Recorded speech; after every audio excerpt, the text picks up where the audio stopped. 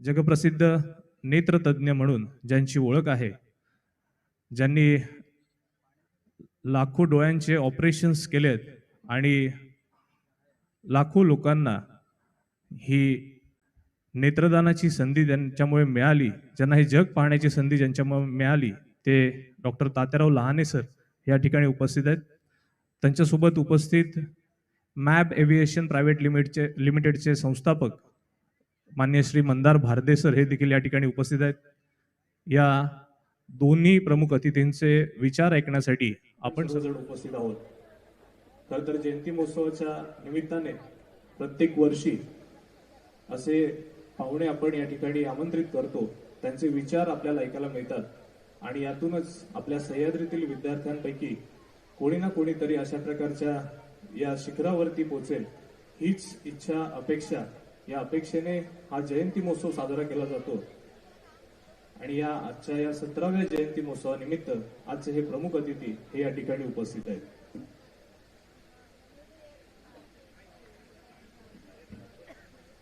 उपस्थित सर्व ग्रामस्थ मान्यवर यांना विनंती आहे की आपण व्यासपीठासमोर येऊन स्थान बनवावं, सभा मंडपामध्ये येऊन स्थान बनवावं.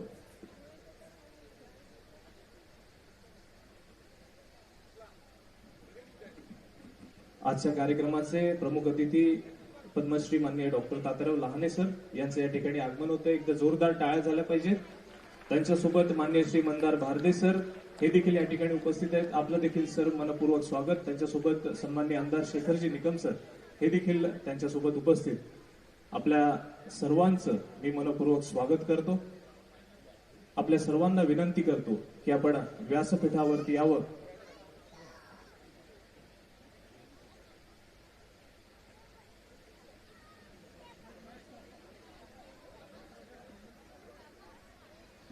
माननीय श्री तात्याराव लहाने सर, त्यांच्यासोबत मंदार भारदे सर, माननीय ऑलिव्हर मर्चंट, माननीय आमदार शेखरजी निकम सर हे सर्व मान्यवर या ठिकाणी उपस्थित आहेत. या सर्वांना मी विनंती करतो.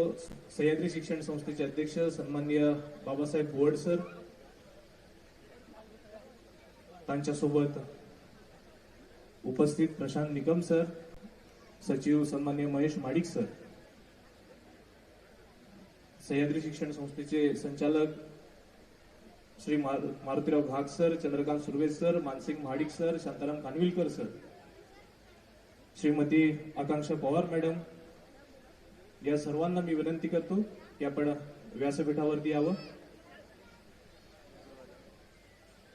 आजचे पुरस्कार प्राप्त राजे सामाजिक प्रतिष्ठानचे विशाल राऊत सर हे देखील या ठिकाणी उपस्थित आहेत.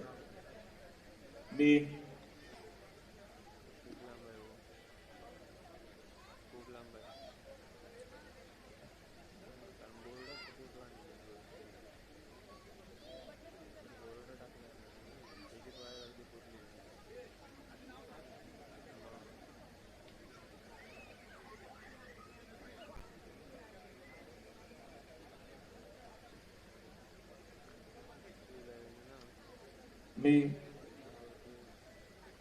प्रदीपजी निकम आपल्याला विनंती करतो आपण देखील व्यासपीठावर यावं.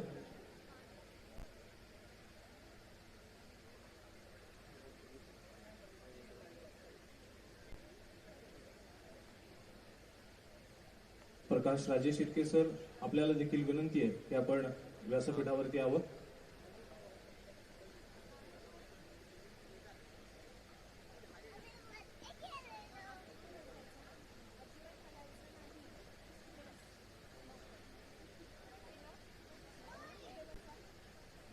प्रदीपजी निकम नलावडे सर, आपल्याला देखील विनंती आहे की आपण देखील व्यासपीठावरती यावं.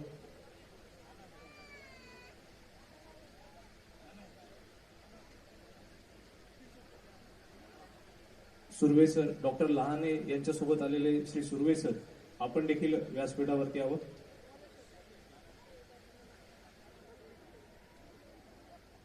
डॉक्टर निखिल चोरगे सर, आपल्याला देखील विनंती आहे आपण देखील व्यासपीठावरती यावं.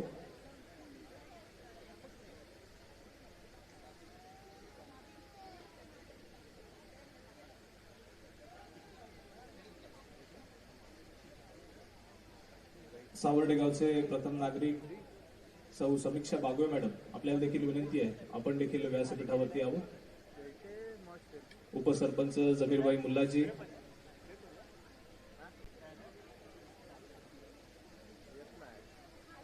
एकदम जवळ याच ना. साईडून बॉक्सच्या साईडने असतं चालेल, मध्ये सेंटर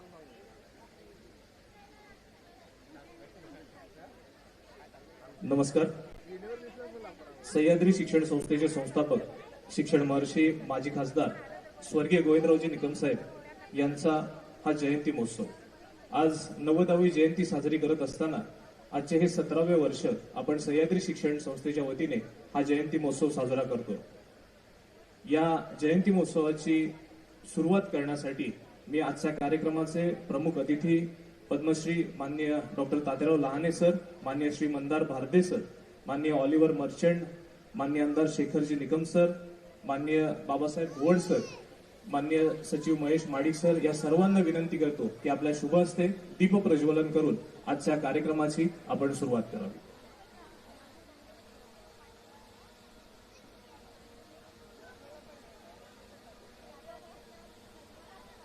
व्यासपीठाच्या डाव्या बाजूला पत्रकारांची बसण्याची व्यवस्था करण्यात आली. जे पत्रकार उपस्थित असतील त्यांनी व्यासपीठाच्या डाव्या बाजूला स्थान बनवावे. आजच्या कार्यक्रमाची सुरुवात दीप प्रज्वलन करून केली जाते. डॉक्टर तात्याराव लहाने सर यांच्या शुभ हस्ते दीप प्रज्वलन केले जाते.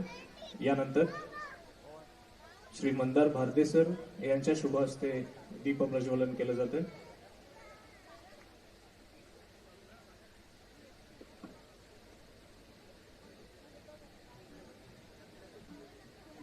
यानंतर सह्याद्री शिक्षण संस्थेचे अध्यक्ष बाबासाहेब घोड सर यांच्या शुभ हस्ते दीप प्रज्वलन केलं जाते. यानंतर प्रदीपजी निकम, त्यानंतर विशालजी राऊत, सन्माननीय आमदार शेखरजी निकम सर, माननीय नलावडे सर या सर्वांच्या शुभ हस्ते दीप प्रज्वलन करून आजच्या कार्यक्रमाची आपण सुरुवात करतोय.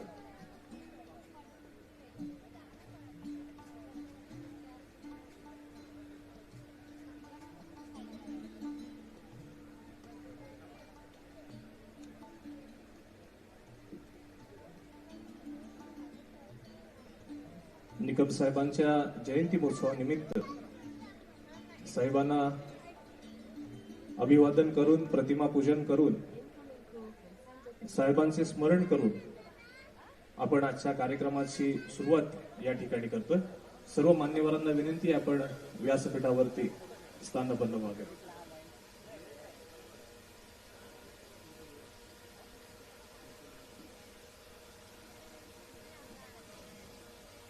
आजच्या कार्यक्रमाचे प्रमुख अतिथी पद्मश्री माननीय डॉक्टर तात्याराव लहाने सर.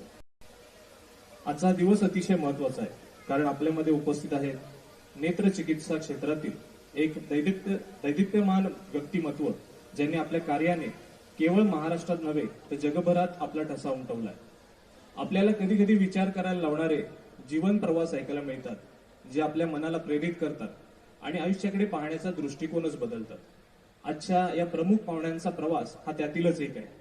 रुग्णसेवा ही ईश्वर सेवा मानणारे ज्येष्ठ नेत्र चिकित्सक डॉक्टर तात्याराव लहाने सर आज आपले पाहुणे म्हणून या ठिकाणी उपस्थित आहेत. लाखांच्या वर यशस्वी नेत्र शस्त्रक्रिया करून त्यांनी अनेकांच्या आयुष्यात प्रकाशाचं पर्व आणलं.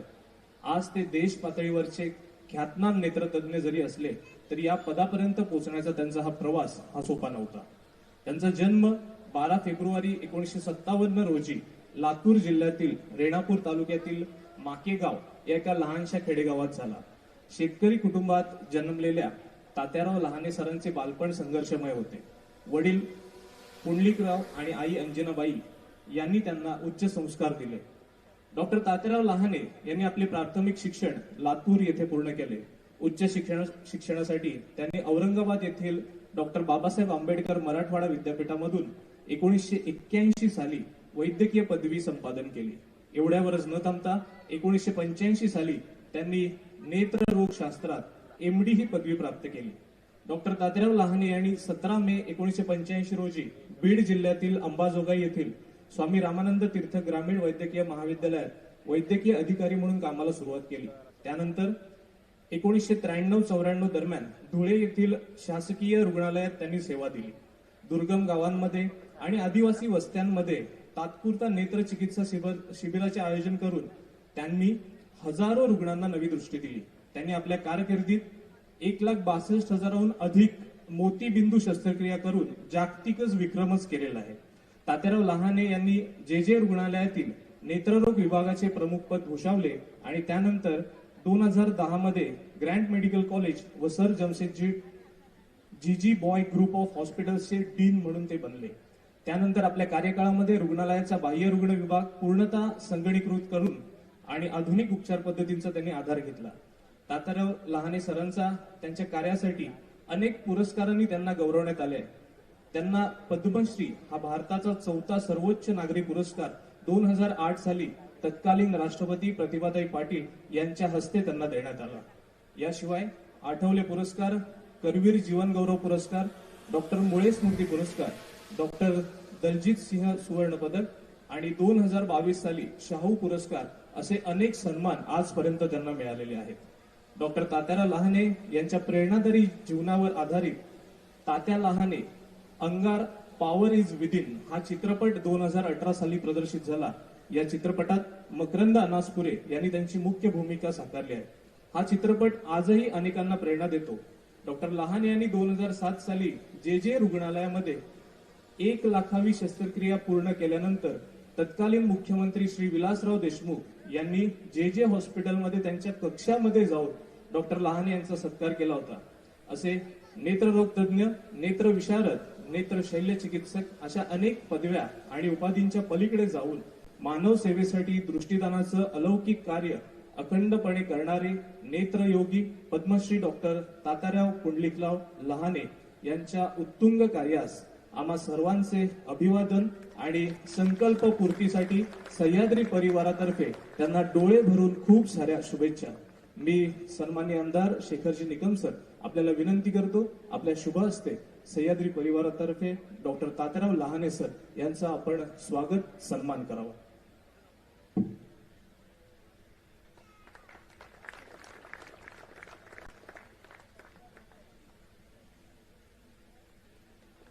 खर तर लहाने डॉक्टरांबद्दल अजून एक गोष्ट आहे की त्यांच्या लहानपणी किंवा त्यांच्या या तरुणपणामध्ये त्यांच्या दोन्ही किडन्या फेल झाल्या होत्या आणि त्यानंतर त्यांच्या आईने त्यांना हे किडनी दान करून हे जे दान केलं त्याचा हा संपूर्ण खर्च त्यांच्या आईला देखील आमच्याकडून खूप सारे धन्यवाद.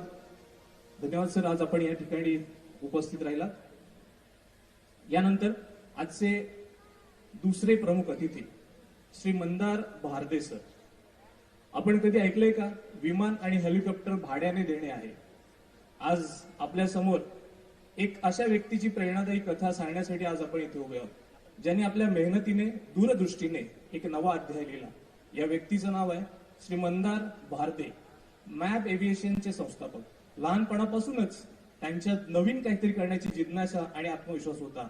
शालेय शिक्षणानंतर त्यांनी आपले महाविद्यालयीन शिक्षण पूर्ण केले आणि त्यांच्या करिअरची सुरुवात एका फ्रीलान्सर पत्रकार व माहितीपट निर्माते म्हणून त्यांनी केली.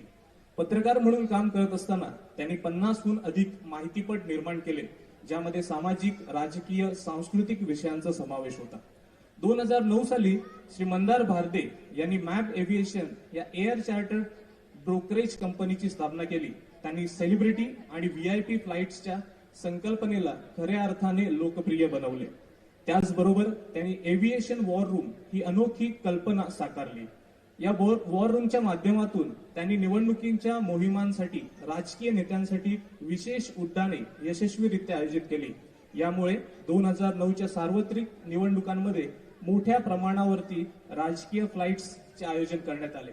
त्यांच्या या उपक्रमाला प्रचंड यश देखील मिळाले. 2016 साली मंदार भारदे यांनी मेक इन इंडिया उपक्रमाअंतर्गत एअर अँब्युलन्स या प्रकल्पाची घोषणा केली. त्यांनी या क्षेत्रात पहिल्यांदा वैद्यकीय सेवांसाठी उड्डाण सेवा सुरू केली. 2017 साली अवयव वाहतुकीसाठी एअर अँब्युलन्सचे यशस्वी अंमलबजावणी केली. कोरोना महामारीच्या काळात देखील 2020-21 मध्ये मॅप एव्हिएशनने 24 तास वैद्यकीय उड्डाणे आयोजित करून अनेक रुग्णांचे प्राण वाचवले. मंदार भारदे यांनी देशातील ऊर्जा क्षेत्रात नवीन संकल्पना मांडण्यासाठी पॉवर सीडिंग प्रकल्प सुरू केला. यामुळे वीज निर्मितीला आणि अनेक सामाजिक उपक्रमांना चालना यातून मिळणार आहे. महाराष्ट्रातील ऐतिहासिक किल्ल्यांचा अभ्यास करून आणि संवर्धनासाठी त्यांनी फोर्ट्स सिंग हा प्रकल्प सुरू केला. यामध्ये किल्ल्यांचे हवाई चित्रीकरण करून पर्यटनाला प्रोत्साहन देखील दिले. 2011 साली त्यांनी व्यावसायिक चित्र निर्मिती गृहांसाठी एरियल फिल्म शूटिंग चार्टर्ड सेवा सुरू केली. या सेवेमुळे मराठी आणि हिंदी चित्रपट सृष्टीला निर्मात्यांनी दर्जेदार हवाई चित्रीकरण करण्यास मिळाले. 2014 साली एव्हिएशन वॉर रूम ही संकल्पना त्यांनी आणली आणि map aviation non schedule operator परवाना मिळवण्यासाठी अर्ज देखील केला आणि सेस्ना 172S हे पहिले विमान देखील त्यांनी खरेदी केले.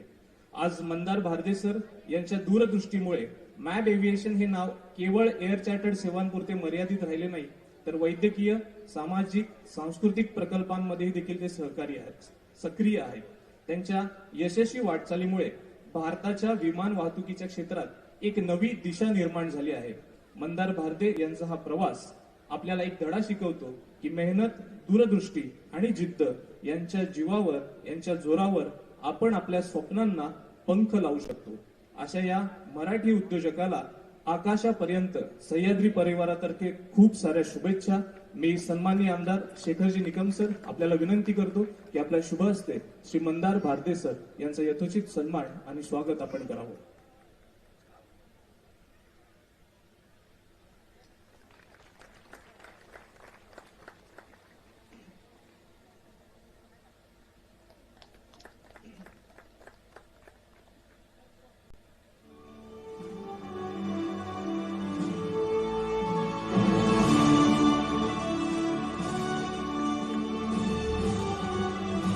धन्यवाद सर, आपले मनपूर्वक स्वागत. यानंतर आजचे तिसरे आपले अतिथी आपल्या विनंतीला मान देऊन खास ऑस्ट्रेलियावरून आज या ठिकाणी उपस्थित आहेत. श्री ऑलिव्हर मर्चंट, सहसंस्थापक AG Merchant services private limited, New South Wales state, Australia, ज्यांचं वय 22 वर्ष आहे. त्यांच्याकडे आपण जर पाहिलं तर मोटोक्रॉस ही जी आपली स्पर्धा असते, या स्पर्धेमध्ये 5व्या वर्षी त्यांनी मोटोक्रॉस या शर्यतींची सुरुवात केली. 16व्या वर्षी व्यावसायिक स्तरावर पदार्पण त्यांनी केले. NSW राज्याच्या अंतर्गत 16 श्रेणीत टॉप 3 मध्ये त्यांनी स्थान मिळवले. व्यावसायिक रेसिंगची कारकीर्द आपण जर पाहिली तर ऑस्ट्रेलियाभर स्पर्धा करत 40,000 किलोमीटरचा वार्षिक प्रवास ते दरवर्षी करतात. ऑस्ट्रेलियातील टॉप 10 मोटोक्रॉस रेसमध्ये सातत्याने त्यांनी स्थान मिळवलंय. त्यांची जर शैक्षणिक पार्श्वभूमी आपण पाहिली तर 2022 साली युनिव्हर्सिटी ऑफ क्वीन्सलँड या ठिकाणावरून त्यांनी कृषी आणि कृषी व्यवसायातील डिप्लोमा पूर्ण केला. 2023 पासून क्वीन्सलँड विद्यापीठामध्ये 3 वर्षाचा कृषी व्यवसाय पदवीचा अभ्यासक्रम ते शेवटच्या वर्षात आता ते घेत आहेत. एजी मर्चंट सर्व्हिसेसच्या माध्यमातून त्यांनी त्यांचं व्यवसाय व्यवस्थापन आतापर्यंत ते पाहत आहेत. ऑस्ट्रेलिया येथील कौटुंबिक व्यवसायातील करार व्यवस्थापन म्हणजे फार्म कॉन्ट्रॅक्ट मॅनेजमेंटमध्ये त्यांचा सक्रिय सहभाग आहे. जवळपास 65,000 हेक्टरवर त्यांनी यंत्रसामुग्री ऑपरेशन्सची देखरेख ही आजपर्यंत त्यांनी केलेली आहे. विविध पिकांची लागवड करणाऱ्या मोरी येथे 300 हेक्टर शेतीचे व्यवस्थापन व बीफ कॅटल रिअरिंग मॅनेजमेंट यामध्ये देखील त्यांचा सहभाग आहे. त्यांनी कॉटन, बर्ली आणि व्हीट एक्सपोर्ट यामध्ये देखील साऊथ ईस्ट एशियाचं ते त्यामध्ये काम करत आहेत. अशा या ऑस्ट्रेलियन प्रगत शेतकरी मित्राचं सह्याद्री परिवारातर्फे मी मनपूर्वक स्वागत करतो. मी सन्माननीय आमदार शेखरजी निकम सर आपल्याला पुन्हा एकदा विनंती करतो की आपला शुभ हस्ते श्री ऑलिव्हर मर्चंट यांचं आपण स्वागत करावं. I would like to request mister Shekhar Nikam sir to please felicitate him on behalf of Sahyadri family and I would request mister Oliver Merchant please accept our felicitation. Thank you so much Oliver Merchant for accepting our request and being here as a chief guest. Thank you.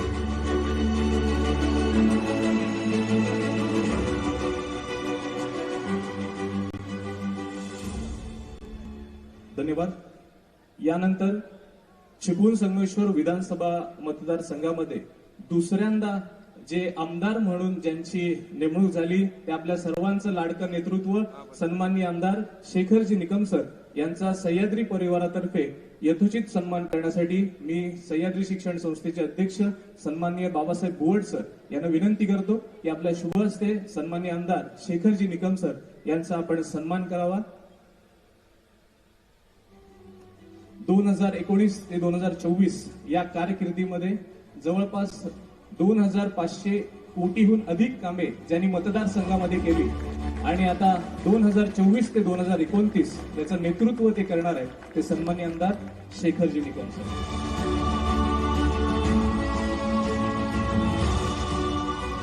यानंतर मी सह्याद्री शिक्षण संस्थेचे अध्यक्ष Babasaheb बोवड sir यांचं स्वागत करण्यासाठी Mahesh Madik sir यांना विनंती करतो. सह्याद्री शिक्षण संस्थेचे सचिव सन्मान्य महेश माडिक सर यांच्या शुभ हस्ते अध्यक्ष बोवड सर यांचं देखील स्वागत.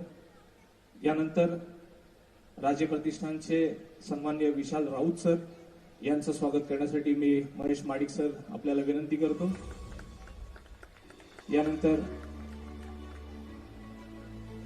प्रदीप निकम सर यांचं देखील स्वागत.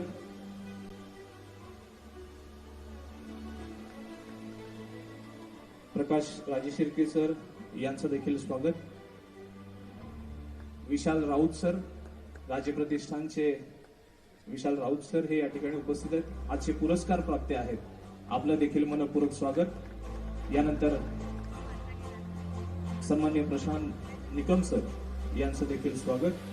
त्यांच्यासोबत उपस्थित सावर्डे गावचे प्रथम नागरिक सौ समीक्षा बागवे यांचं देखील मनपूर्वक स्वागत.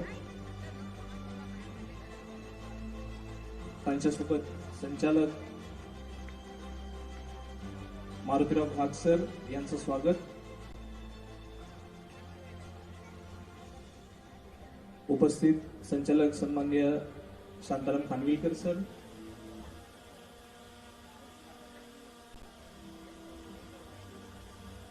सन्माननीय नलावडे सर,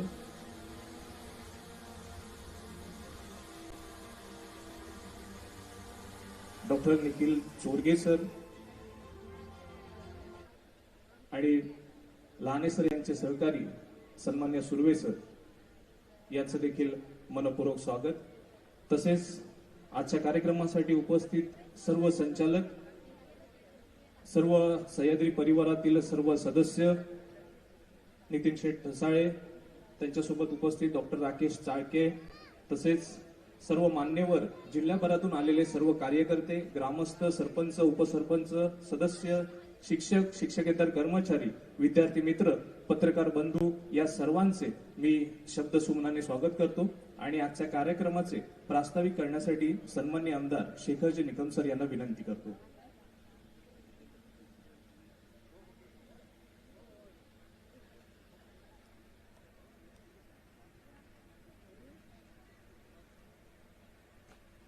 सुरुवातीलाच स्वर्गीय निकम साहेबांच्या चरणी नतमस्तक होतो, स्मरण कर. आजच्या आपल्या निकम साहेबांच्या 90व्या जयंतीच्या निमित्ताने होणाऱ्या या कार्यक्रमाला जे प्रमुख पाहुणे आपल्याला लाभलेले आहेत ते डॉक्टर लहाने सर, की ज्यांचं नाव तुम्हाला माहिती नाही असं नाही, तर जे नाव जगामध्ये जात असताना सर्वसामान्य जनतेच्या आरोग्याची काळजी घेण्याचं काम त्यांच्या माध्यमातून झालंय आणि जगभर त्यांचं नाव होत असताना नावाबरोबर सामाजिक बांधिलकी जपण्याचं काम देखील त्यांच्या माध्यमातून झालंय. ते आदरणीय तात्यासाहेब राहणे सर, डॉक्टर तात्यासाहेब राहणे. त्याचबरोबर दुसरे आपले जे प्रमुख पाहुणे, त्यांचा आपल्याला सगळ्यांना ओळख करून दिलेलीच आहे, ते श्री मंदार भारदे, संस्थापक MAB aviation PVT limited. Mandar Bharde साहेबांच्या युट्यूबच्या माध्यमातून आपण अनेकांनी त्यांच्या मुलाखती ऐकल्या असतील की ग्रामीण भागातील एक तरुण व्यवसायाच्या निमित्ताने सुरुवात करत असताना अतिशय छोट्या व्यवसायाने त्यांनी सुरुवात केली आणि नंतर विमानं असतील, हेलिकॉप्टर असतील, अशा पद्धतीच्या स्वतःच्या मालकीची करून लोकांना आज भाड्याने देण्याचं काम त्यांच्या माध्यमातून होतं आणि हे काम एक मराठी माणूस आपला करतो. ही गोष्ट तुम्हा आम्हा सगळ्यांसाठी अतिशय अभिमानाची. तिसरे आपले गेस्ट आहेत आमच्या अनिचे मित्र किंवा त्याच्याबरोबर त्याच्या मागे वर्गात असलेले क्वीन्सलँड युनिव्हर्सिटीमध्ये ऑलिव्हर हा जरी 22 वर्षाचा असला तरी जवळजवळ 6,500 हेक्टरमध्ये लागवडीपासून सगळ्या क्षेत्रामध्ये कृषी असेल, प्रोडक्शन असेल, डेअरी असेल, या सगळ्या क्षेत्रामध्ये अतिशय चांगलं काम करणार. याबरोबर आपल्या संस्थेचे अध्यक्ष बाबासाहेब बुवड, व्यासपीठावर उपस्थित असलेले प्रदीप निकम, प्रशांत निकम, प्रकाश राजे शिर्के, ज्यांना आज आपण गोविंदराव निकम साहेबांच्या वतीने पुरस्कार देणार आहोत, ते राजे प्रतिष्ठानचे राऊत सर आणि त्यांचे इतर सहकारी, व्यासपीठावर उपस्थित असलेले सह्याद्री शिक्षण संस्थेचे सर्वच पदाधिकारी, या गावातील सरपंच, आजूबाजूच्या परिसरातील असलेले सरपंच, उपसरपंच, सर्व प्रमुख मंडळी, राष्ट्रवादी काँग्रेस पक्षाचे आमचे तालुक्याचे अध्यक्ष नितीन ठसाळे डॉक्टर, त्याचबरोबर टिळेकर साहेब, रज्जाकभाई, जयसिंग दादा, विष्णुपंत, अजमल, इतर देखील अनेक जण आज उपस्थित आहेत. ते सर्व आदरणीय मान्यवर, या सह्याद्री परिवारातील प्रत्येक घटक, कुटुंबातला प्रत्येक सदस्य, इतर आजूबाजूतून गावातून आलेले सर्व माझे प्रमुख सहकारी, बंधू आणि भगिनीने, सर्व माई आहेत, बाकी आमची इतर आमच्या काकी आहेत आणि इतर सर्वच माझ्या भगिनी, मोठ्या संख्येने उपस्थित असलेले विद्यार्थी, विद्यार्थिनी, पत्रकार मित्र, सर्व बंधू आणि भगिनी, खरं म्हटलं तर आज मनापासून आनंद होतो. कारण गेले किती 2-3 वर्ष भोसले सर असतील, अनिरुद्ध असेल, प्रशांत असेल, सातत्याने प्रयत्न आम्ही करत होतो की डॉक्टर लहाने सरांना एकदा या भागामध्ये आपल्याला आणायचं. आणि हे आणत असताना इथल्या देखील काही गोष्टींची पुढच्या काळात आपल्याला त्याचा कशा पद्धतीने ह्या परिसराला देखील त्यांच्या ज्ञानाचा, त्यांच्या कार्याचा उपयोग आम्हा सगळ्यांना, ग्रामीण जनतेला कशा पद्धतीने होईल आणि त्याचा देखील फायदा आपल्याला कसा घेता येईल, या दृष्टीचे प्रयत्न करायचे होते. परंतु त्यांच्या कार्यभावल्यामुळे संधी मिळत नव्हती. यावेळी मला सांगायला अतिशय आनंद वाटेल की गेल्या वर्षीच्या निमंत्रणाची आठवण ठेवून त्यांच्याकडून आम्हाला फोन आला की 16 जानेवारीला तुम्ही मागच्या वेळी बोलला होता, आणि खरोखर मनापासून आनंद झाला. कारण आम्हाला वाटलं आता यंदा सुद्धा वेळ मिळेल की नाही अशी आम्हाला शंका होती. परंतु लहाने सर स्वतः आले, त्याबद्दल त्यांना खूप खूप संस्थेच्या वतीने धन्यवाद तर देईनच, आणि त्यांचे तुमच्या सगळ्यांच्या वतीने सह्याद्री परिवाराच्या वतीने ऋण देखील मानण्याचं काम. भारदे सरांची आणि माझी तर कायच ओळख नव्हती. आजच प्रथम आम्ही बऱ्यापैकी भेटलो. मला वाटतं आणि सगळेजण गेले त्यांच्याकडे. त्यांनी एका क्षणात काय आहे, कसं आहे, काय माहिती न घेता यायचं मान्य केलं आणि ते इथं आले. त्यांचा उपयोग तुमच्यासारख्या सर्व तरुण मुलांना पुढच्या आयुष्यातलं तुमचं आयुष्य बनवत असताना त्यांना आलेल्या आठवणी, त्यांनी भोगलेले कठीण काळ आणि त्या संघर्षावर मात करत त्यांनी मिळवलेलं प्रचंड यश हे निश्चितपणे स्फूर्तीत आहे. त्यामुळे सगळ्या पाहुण्यांचं सुरुवातीला मनापासून स्वागत करतो. आपलं सगळ्यांचं स्वागत करतो. आपलं सगळ्यांना माहिती आहे, नवीन मुलं आहेत, नव्या पिढीला कदाचित निकम साहेब माहिती नाही. निकम साहेबांना जवळून त्यांनी अनुभवलं नाही, बघितलेलं नाही. आता बऱ्यापैकी स्टाफ देखील निकम साहेबांच्या कालावधीमध्ये केलेल्या कामात, त्यांच्याबरोबर केलेलं त्यांचे सहकारी देखील आता बऱ्यापैकी रिटायर होऊन निघून जातात. नवीन मंडळी या संस्थेतील. आणि मग स्वर्गीय निकम साहेबांनी कशा पद्धतीने ग्रामीण भागात काम केलं, एका हातात खिशात 1 रुपया नसताना देखील सर्वसामान्य जनतेला सोबत घेऊन त्यांनी ही संस्था उभी करण्याचं काम वयाच्या 19व्या वर्षी त्यांच्या केलं. त्यांच्या समोर इलाज नव्हता म्हणून शिक्षक पेशा त्यांनी सुरुवातीला स्वीकारला आणि नंतरच्या काळात काम करत करत असताना इथं जयसिंग नाना बसलेत. त्यांच्या वडिलांकडे ज्यावेळी LICची पॉलिसी एखादी मिळेल म्हणून त्यांना LICचे एजंट म्हणून देखील काम करत होते. कारण तेव्हा शिक्षकांना पगार तर नव्हतेच आणि वेळेत तर मिळतच नव्हते. आणि त्यावेळी त्यांना सुचवलं की हे काम तुमचं नाही, तुम्हाला जर काम करायचं असेल तर एखादी शाळा उभी करा ज्याच्यामध्ये विद्यार्थी घड. आणि मग सावर्ड्यासारख्या छोट्या गावामध्ये सह्याद्री शिक्षण संस्थेची एक शाळा चालू झाली. अनंत अडचणी आल्या. तुमची इथं बसलेल्यापैकी बोर्ड सर आहेत, त्याच्यात नंतरच्या टप्प्यात खानविलकर सर असतील, नलावडे सर असतील, प्रदीप नाना तर लहानपणापासून निकम साहेबांसोबत होते. या सगळ्यांनी अनुभवलेलं आहे की कशा पद्धतीने त्यांनी काम केलं आणि त्यांना त्यानंतरच्या काळात आईने दिलेला सपोर्ट, कारण आईकडे ही जी आहेत मंडळी, ही 40 मुलं ज्यावेळी आईकडे असायची त्यावेळी एक वेळ जेवायला काय द्यायची चिंता तिच्या समोर असायची, परंतु त्यावेळी बाबाशेठ खलपे असतील, इतर अनेक जण असतील, या सगळ्यांनी एक चांगली ताकदीचा सपोर्ट दिला आणि म्हणून ही संस्था उभी राहील. म्हणून निकम साहेब नेहमीच सांगत आले होते की ही संस्था सर्वांची आहे. प्रत्येक घटकाने ही संस्था उभी करण्यासाठी काम केले, महत्वाचं योगदान दिले. 1 रुपया देणारा पण आपल्याला तेवढाच महत्वाचा आहे. त्यामुळे ही संस्था सर्वसामान्यांच्या मुलांना शिकवण्यासाठीच काम करेल. व्यावसायिकपणे लक्ष न देता आपल्याला जेवढं काम करता येईल तेवढा त्यांनी दिलेला पायंडा पाडत आम्ही आता पुढे जातो. सध्या नवीन पिढी आहे. नव्या पिढीकडे काम करत असताना या जुन्या आठवणी त्यांनाही माहिती असणं गरजेचं आहे की हे उभं करण्याचं काम कशा पद्धतीने झालंय आपल्याला ते बघता येईल. आणि हेच सांगण्यासाठी खऱ्या अर्थाने या जयंती निमित्ताचं एक निमित्त असतं की ह्या निमित्ताने निकम साहेबांची ओळख सर्वसामान्य मुलांना व्हावी. कारण पूर्वीच्या मुलांशी त्यांचा संपर्क सातत्याने असायचा. प्रत्येक वेळी ते प्रत्येक मुलं असतील, वसतिगृह असेल, जिथं कुठं जायचं असेल तिथं त्यांचा संवाद असायचा. आणि हा संवाद असल्यामुळे त्या मुलांना, जुन्या मुलांना सगळ्या गोष्टी माहिती होत्या. नव्या पिढीशी त्यांचा संपर्क होता साधारणपणे 2002 पर्यंत. नंतरच्या इलेक्शन, आजारपण याच्यामध्ये थोडासा संपर्क कमी झाला.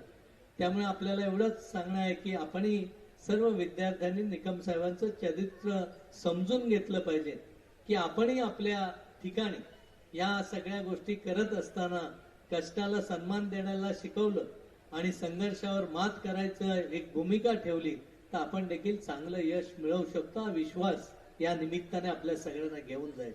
मी फार वेळ घेणार नाही कारण डॉक्टर लहाने सरना 5 वाजता मुंबईत पोहोचायचं. आपण पहिल्या टप्प्यात त्यांचं झाल्यानंतर भारदेश साहेब आपल्याशी संवाद साधणार.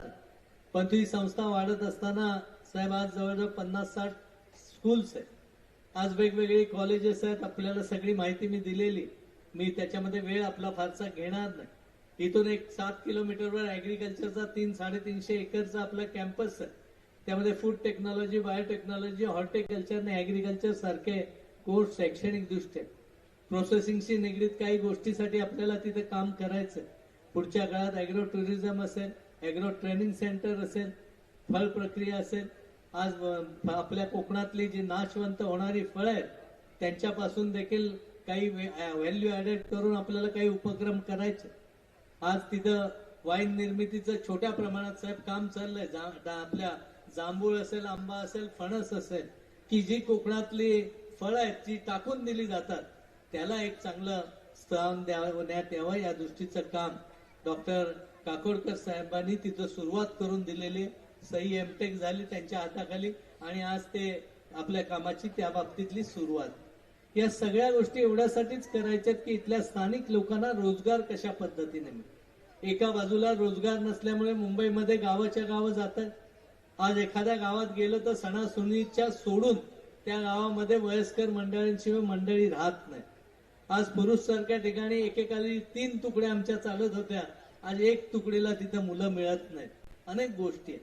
म्हणून मी मगाशी लहाने सरना सांगितलं की निकम साहेबांनी ज्यावेळी शाळा चालू केल्या त्यावेळी खऱ्या अर्थाने त्या परिसरातल्या लोकांना शिक्षणासाठी त्या शाळांचं महत्व खूप मोठं आहे.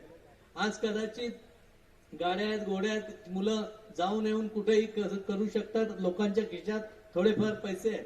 पण तो काळ असा होता की जराही कुठं न जाता येत होतं. आज कितीतरी मुलं शिकलेत आणि ही आपल्या संस्थेला आनंदाची बाब. आजही मला सांगायला अतिशय आनंद होतो की कुठच्याही भागामध्ये नागपूर पासून कुठेही गेला ते कुठच्या ना कुठच्या कॉलेजचे 7-8 मुलं तरी का होईना चांगल्या पोस्टला नोकरीला, चांगला व्यवसाय करणारे, चांगल्या ठिकाणी काम करणारे आज तिथं आपल्याला मिळतात. आणि ते ज्यावेळी आपल्याला भेटतात आणि त्यांचा उत्कर्ष ज्यावेळी आपल्याला बघायला मिळतो त्याच वेळी खऱ्या अर्थाने निकम साहेबांनी लावलेला या रोपट्याचा फायदा झालाय असं निश्चितपणे आपल्याला वाटतं. त्यामुळे एका काळात डीएड होती, बीएड होती, डीएडची गरज होती. कोकणामध्ये अनेक बाहेरचे तरुण शिक्षक येत होते. आमच्या स्थानिक लोकांना रोजगार मिळावा म्हणून डीएड आणि बीएडच्या माध्यमातून अनेक विद्यार्थी आज बऱ्यापैकी रिटायर पण झाले असतील त्यातले, पण आज त्यांना संधी मिळाली. निकम साहेबांचं काम करण्याची साहेब पद्धतच अशी होती की एका रात्रीत अनट्रेन 4,000 शिक्षक त्यांनी एका रात्रीत नेमले. रात्री सुरुवात झाली, सकाळी 4,000च्या शेवटच्याची ऑर्डर दिली आणि हे 4,000 लोकांना नंतर ट्रेन करून त्यांना नोकरीला याच्यामध्ये सामावून घेण्याचं काम. त्यामुळे एक धाडस होतं, त्यांच्यामध्ये काम करण्याची ऊर्जा होती. आता त्याचंच आम्ही थोडं अनुकरण करून त्यांच्यामध्ये काय थोडा 2% 3% जे काय होईल ते करण्याचं आम्ही सगळी मंडळी प्रामाणिकपणे काम करतो. येत्या काही वर्षात आपल्याला अनेक कृषी आणि कृषीपूरक उपक्रम राबवायचे. फूड प्रोसेसिंग असेल, अॅनिमल हजबंड्रीशी निगडीत असेल, वेगवेगळ्या माध्यमातून छोट्या छोट्या समूह गटाच्या माध्यमातून छोटी इंडस्ट्री उभी करण्याच्या माध्यमातून असेल, ॲग्रो टुरिझमला चालना देण्याचं काम देखील तेवढ्याच ताकदीने करायचं. कारण शेवटी कोकणाचा विकास करायचा असेल तर फार मोठी इंडस्ट्री येईल की ती यावी अशी अपेक्षितही नाही. छोट्या छोट्या इंडस्ट्रीच्या माध्यमातून ऍग्रिकल्चर बेसवर आपल्याला पर्यटन आणि कृषी आणि ग्रामीण पर्यटन जर ह्या जिल्ह्यामध्ये वाढवण्याचं काम करता आलं तर एक चांगली संधी रोजगाराची या निमित्ताने आपल्याला मिळू शकते. कारण इथं आलेला प्रत्येक जण इथलंच स्थानिक खाद्य खाल्लं पाहिजे. इथे येऊन जर चायनीज खायला लागला तर आपल्या लोकांना रोजगार कसा मिळेल. त्यामुळे त्याही बाबतीतचा प्रयत्न पुढच्या काळात आपण प्रामाणिकपणे करणार आहोत. मी निश्चितपणे संस्थेला अनेक जणांची मदत केली. मी सगळ्यांची नावं जरी घेतलं नसलं ते मनापासून आम्हाला सगळ्यांची जाणीव आहे. प्रत्येक माणसाने त्यावेळचे असलेले बाबूराव शिपाई असतील, त्यावेळचे असलेले चिलवान शेठ असतील, त्यावेळी असलेले वेगवेगळे लोक असतील, संस्थेचे विद्यार्थी म्हणून राहिलेले बबनबाई असतील, अशोक विचारे सर असतील, इतर देखील अनेक जण आहेत ज्यांची मी नावं खऱ्या अर्थाने घेतली पाहिजेत. परंतु थोडा वेळेच्या अभावी सगळ्यांची नावं घेत नाही. परंतु आम्ही असलेले सगळ्यांना याची जाणीव आहे की इथं केलेल्या प्रत्येकाला केलेल्या मदतीमुळेच आज आपण इथं होऊ. आज कडेला फार्मसी कॉलेज आपलं डिग्री उभं आहे.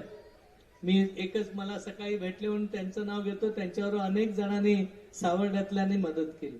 साहेब अशी अट आली होती की 75 लाख डिपॉझिट असलं पाहिजे आजच्या आज. माझा समज झाला की 75 लाख डिपॉझिट का पाहिजे तर तुम्ही नंतर बिल्डिंग बांधाल, नंतर इक्विपमेंट आणा. त्यामुळे मी म्हटलं आम्हाला डिपॉझिटची गरज नाही की आम्ही ऑलरेडी बांधले, उलट आम्ही जास्त सेफ आहोत.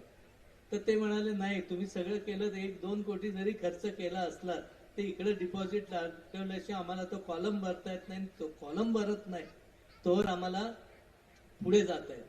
एका क्षणात विचार केला 2 लाख पण हातात नव्हते. सहज सगळ्यांना सावर्ड्यामध्ये विनंती केली. इथं आमचे टेटांबे रमेश शेठ टेटांबे बसले. पहिला माणूस होता, दुसऱ्या मिनिटाला 5 लाख आणून दिले. साहेब बघता बघता 87 लाख रुपये जमा झाले.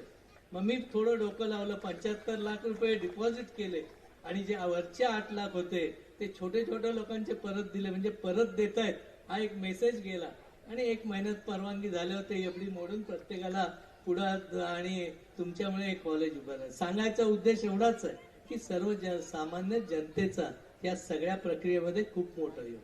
आज सावर्ड्याचं ग्राउंड आहे, आपण ग्राउंड बघतोय. एक दागिना असल्यासारखे आपल्या पंचक्रोशीत हे ग्राउंड केसरकर आजी होते आमच्या आणि निकम साहेबांकडे 2,500 रुपये नव्हते. कसं खरेदी करायचा हा त्यांच्या समोरचा प्रश्न होता. 2,500 म्हणजे त्यांच्याकडे 5-50 पैसे. त्यावेळी मुंबईत गेले का कोणते 5-10 रुपये द्यायचे. आबा घाग असतील, आमचे पपादांचे वडील अर्जुन राजे शिर्के असतील, अन्य लोक त्यावेळी 10-20 रुपये द्यायचे आणि मग ते मुंबई फिरून 5-50 रुपये जमा करून इथे संस्था उभी.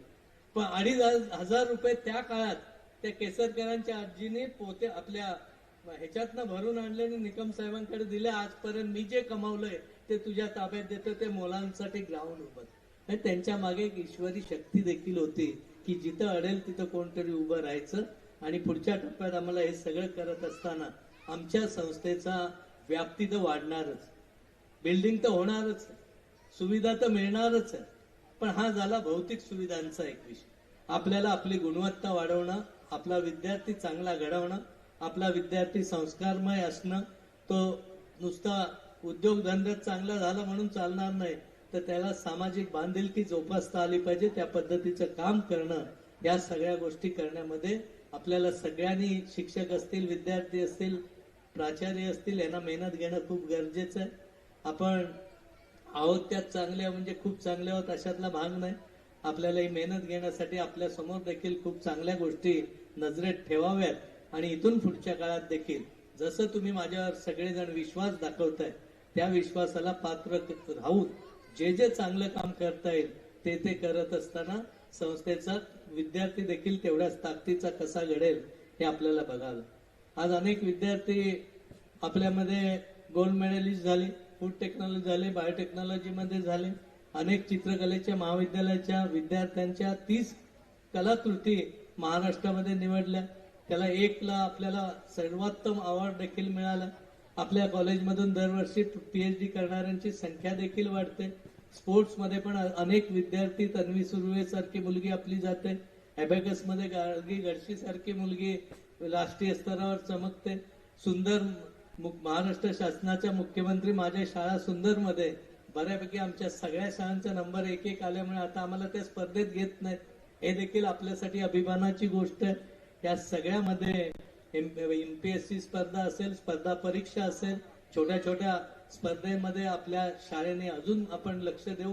जे यश मिळवलंय त्याबद्दलही मनापासून मी धन्यवाद देतो. नजीकच्या काळात आपल्याला खरवत्यासारख्या ठिकाणी कबड्डी, खो खो, व्हॉलीबॉल, बास्केटबॉल आणि इतर खेळांची अकॅडमी देखील आपण चालू करतो. कदाचित 17-18 फेब्रुवारीला आशिष शेलार साहेब असतील, रोहित पवार असेल, चंद्रकांत पंडित असेल किंवा अनेक क्रिकेटपटूंच्या माध्यमातून आपण एक चांगलं ग्राउंडचं देखील उद्घाटन करतोय तिथं, की चांगल्या 3 विकेट तिथे असतील, चांगलं ग्राउंड देखील असेल. म्हणजे क्रीडा प्रबोधिनी सारखं काम देखील आपल्याला चांगल्या पद्धतीने करायचं आणि ते देखील आपण निश्चित करू. आज आपण राजे प्रतिष्ठानला हा पुरस्कार देऊ.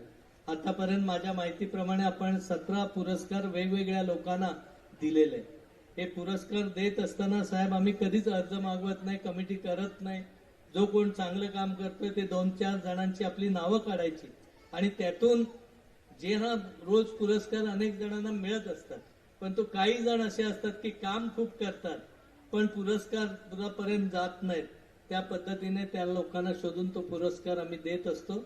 यावेळी राजे प्रतिष्ठानला पुरस्कार देत असताना आम्हा सगळ्यांना अतिशय आनंद होतो, कारण अतिशय तरुण मुलं, सर्वसामान्य कुटुंबातली मुलं आहेत आणि ही गोळकोटचा किल्ला जपण्याचा, वाढवण्याचा त्या माध्यमातून आज एवढ्या चांगल्या पद्धतीने प्रयत्न करतात. त्यांच्या पाठीशी राहणं ही आपली सगळ्यांचीच भूमिका आहे.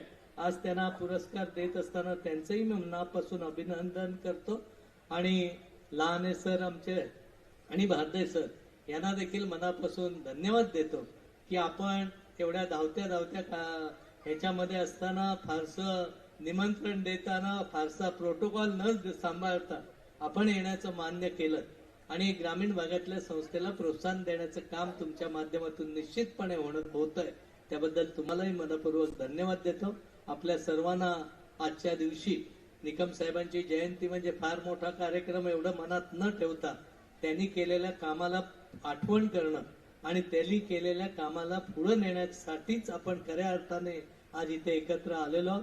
मी सगळ्यांना मनापासून खूप खूप शुभेच्छा देतो आणि इथं उपस्थित असलेले राजेंद्र शिंदे पत्रकार असतील, सावर्डेकर असतील यांनाही धन्यवाद देतो, कारण हा एक शैक्षणिक कार्यक्रम आहे.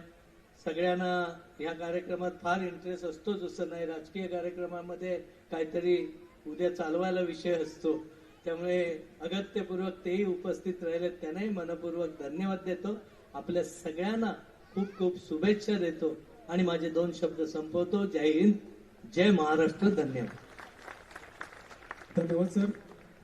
यानंतर स्वर्गीय गोविंदरावजी निकम सह्याद्री पुरस्कार 2025 या पुरस्काराचे वितरण होईल. हा पुरस्कार खरं तर शैक्षणिक सामाजिक क्षेत्रात उल्लेखनीय कामगिरी करणाऱ्या रत्नागिरी जिल्ह्यातील संस्थांना दिला जात असून या पुरस्कारात रोख रक्कम, मानपत्र, सन्मानचिन्ह देऊन त्यांना गौरवण्यात येते. यावर्षीचा हा पुरस्कार राजे सामाजिक प्रतिष्ठान गोळकोट चिपळूण यांना प्रदान करण्यात येणार आहे. त्यातील मानपत्राचे मी वाचन करत आहे. प्रति मान्य अध्यक्ष राजे प्रतिष्ठान गोळकोट तालुका चिपळूण जिल्हा रत्नागिरी. सप्रेम नमस्कार. प्रत्येक माणूस समाजाचे देणे लागतो आणि आपण जेथे राहतो तो परिसर स्वच्छ व सुंदर कसा राहील आणि त्याचा विकास कसा करता येईल या उद्देशाने सन 2015 मध्ये राजे सामाजिक प्रतिष्ठानची स्थापना केली. स्थापनेपासून गेल्या दशकातील आपले कार्य समाजाच्या सर्वांगीण विकासासाठी अत्यंत महत्त्वपूर्ण व आदर्शवत आहे. आपल्या कार्याच्या विविध क्षेत्रातील अद्वितीय योगदानामुळेच आपल्या प्रतिष्ठानला एक विशेष स्थान मिळाले आहे. आपण आपल्या प्रतिष्ठानच्या माध्यमातून छत्रपती शिवाजी महाराजांच्या विचारांचा प्रसार करून त्यांचा आदर्श समाजामध्ये रुजवण्याचे कार्य सुरू केले आहे. शैक्षणिक, सांस्कृतिक, क्रीडा व सामाजिक क्षेत्रामध्ये केलेल्या आपल्या कार्याचा ठसा समाजावर उमटत आहे. विशेषतः गड किल्ल्याचे संरक्षण व संवर्धन आणि त्यांना गतवैभव प्राप्त करून देण्यासाठी केलेले कार्य हे अत्यंत महत्त्वपूर्ण आहे. गोळकोट किल्ल्यावरील तोफांचे 80 गोळे व 300 वर्षापूर्वीच्या तोफा शोधून त्यांची सफाई, तसेच गड किल्ल्यावरील विहिरीतील गाळ काढून सफाई केली. किल्ल्यावरील विविध ठिकाणाहून मिळालेल्या वस्तूंचे ऐतिहासिक महत्त्व लक्षात घेऊन आपण या वस्तूंचे संग्रहालय उभारणार आहात, ज्याचा फायदा अनेक लोकांना होईल. आपल्या कार्यामुळेच अनेक लोकांना प्रेरणा मिळाली आहे. सामाजिक बांधिलकी म्हणून कोरोना काळात केलेली रुग्णसेवा, चिपळूण महापुरातील आणि कोल्हापूरच्या महापुरानंतर केलेली मदत ही अत्यंत कौतुकास्पद आहे. याशिवाय आपत्कालीन परिस्थितीत रुग्णांना रक्तदान करून केलेली मदत हे सर्व समाजासाठी एक आदर्श ठरले आहे. आपण जे कार्य करत आहात त्याचा परिणाम आपल्या समाजाच्या उज्ज्वल भविष्यासाठी अत्यंत महत्त्वाचा आहे. गडकिल्ल्याचे संरक्षण व संवर्धन, सामाजिक बांधिलकीचा प्रगल्भतेचा विचार करणारा हा उपक्रम खऱ्या अर्थाने समाजाच्या भविष्याच्या दृष्टीने महत्त्वपूर्ण आहे. आशा आहे की आपले कार्य यापुढे अखंडपणे चालू राहील. या सर्व कार्याची दखल घेत आम्ही आपल्याला शिक्षण महर्षी गोविंदरावजी निकम सह्याद्री पुरस्कार 2025 कृतज्ञते समर्पित करत आहोत. या पुरस्काराने आपणास सन्मानित करताना आम्हाला अत्यंत आनंद होत आहे. आपल्या कार्याची प्रेरणा व समर्पण यामुळे आपले कार्य पुढेही यशस्वी होईल आणि अनेक लोकांना प्रेरणा देईल. याच आपल्यासाठी आमच्या शुभेच्छा.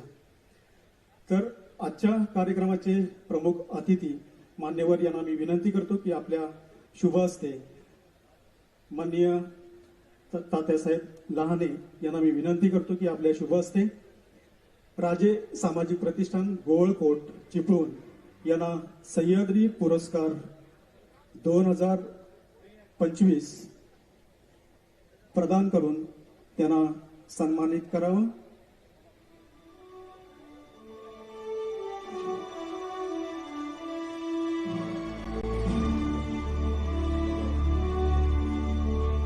विशेषतः गडकिल्ल्यांचे संरक्षण, संवर्धन व त्यांना गतवैभव प्राप्त करून देण्यासाठी आपण केलेले कार्य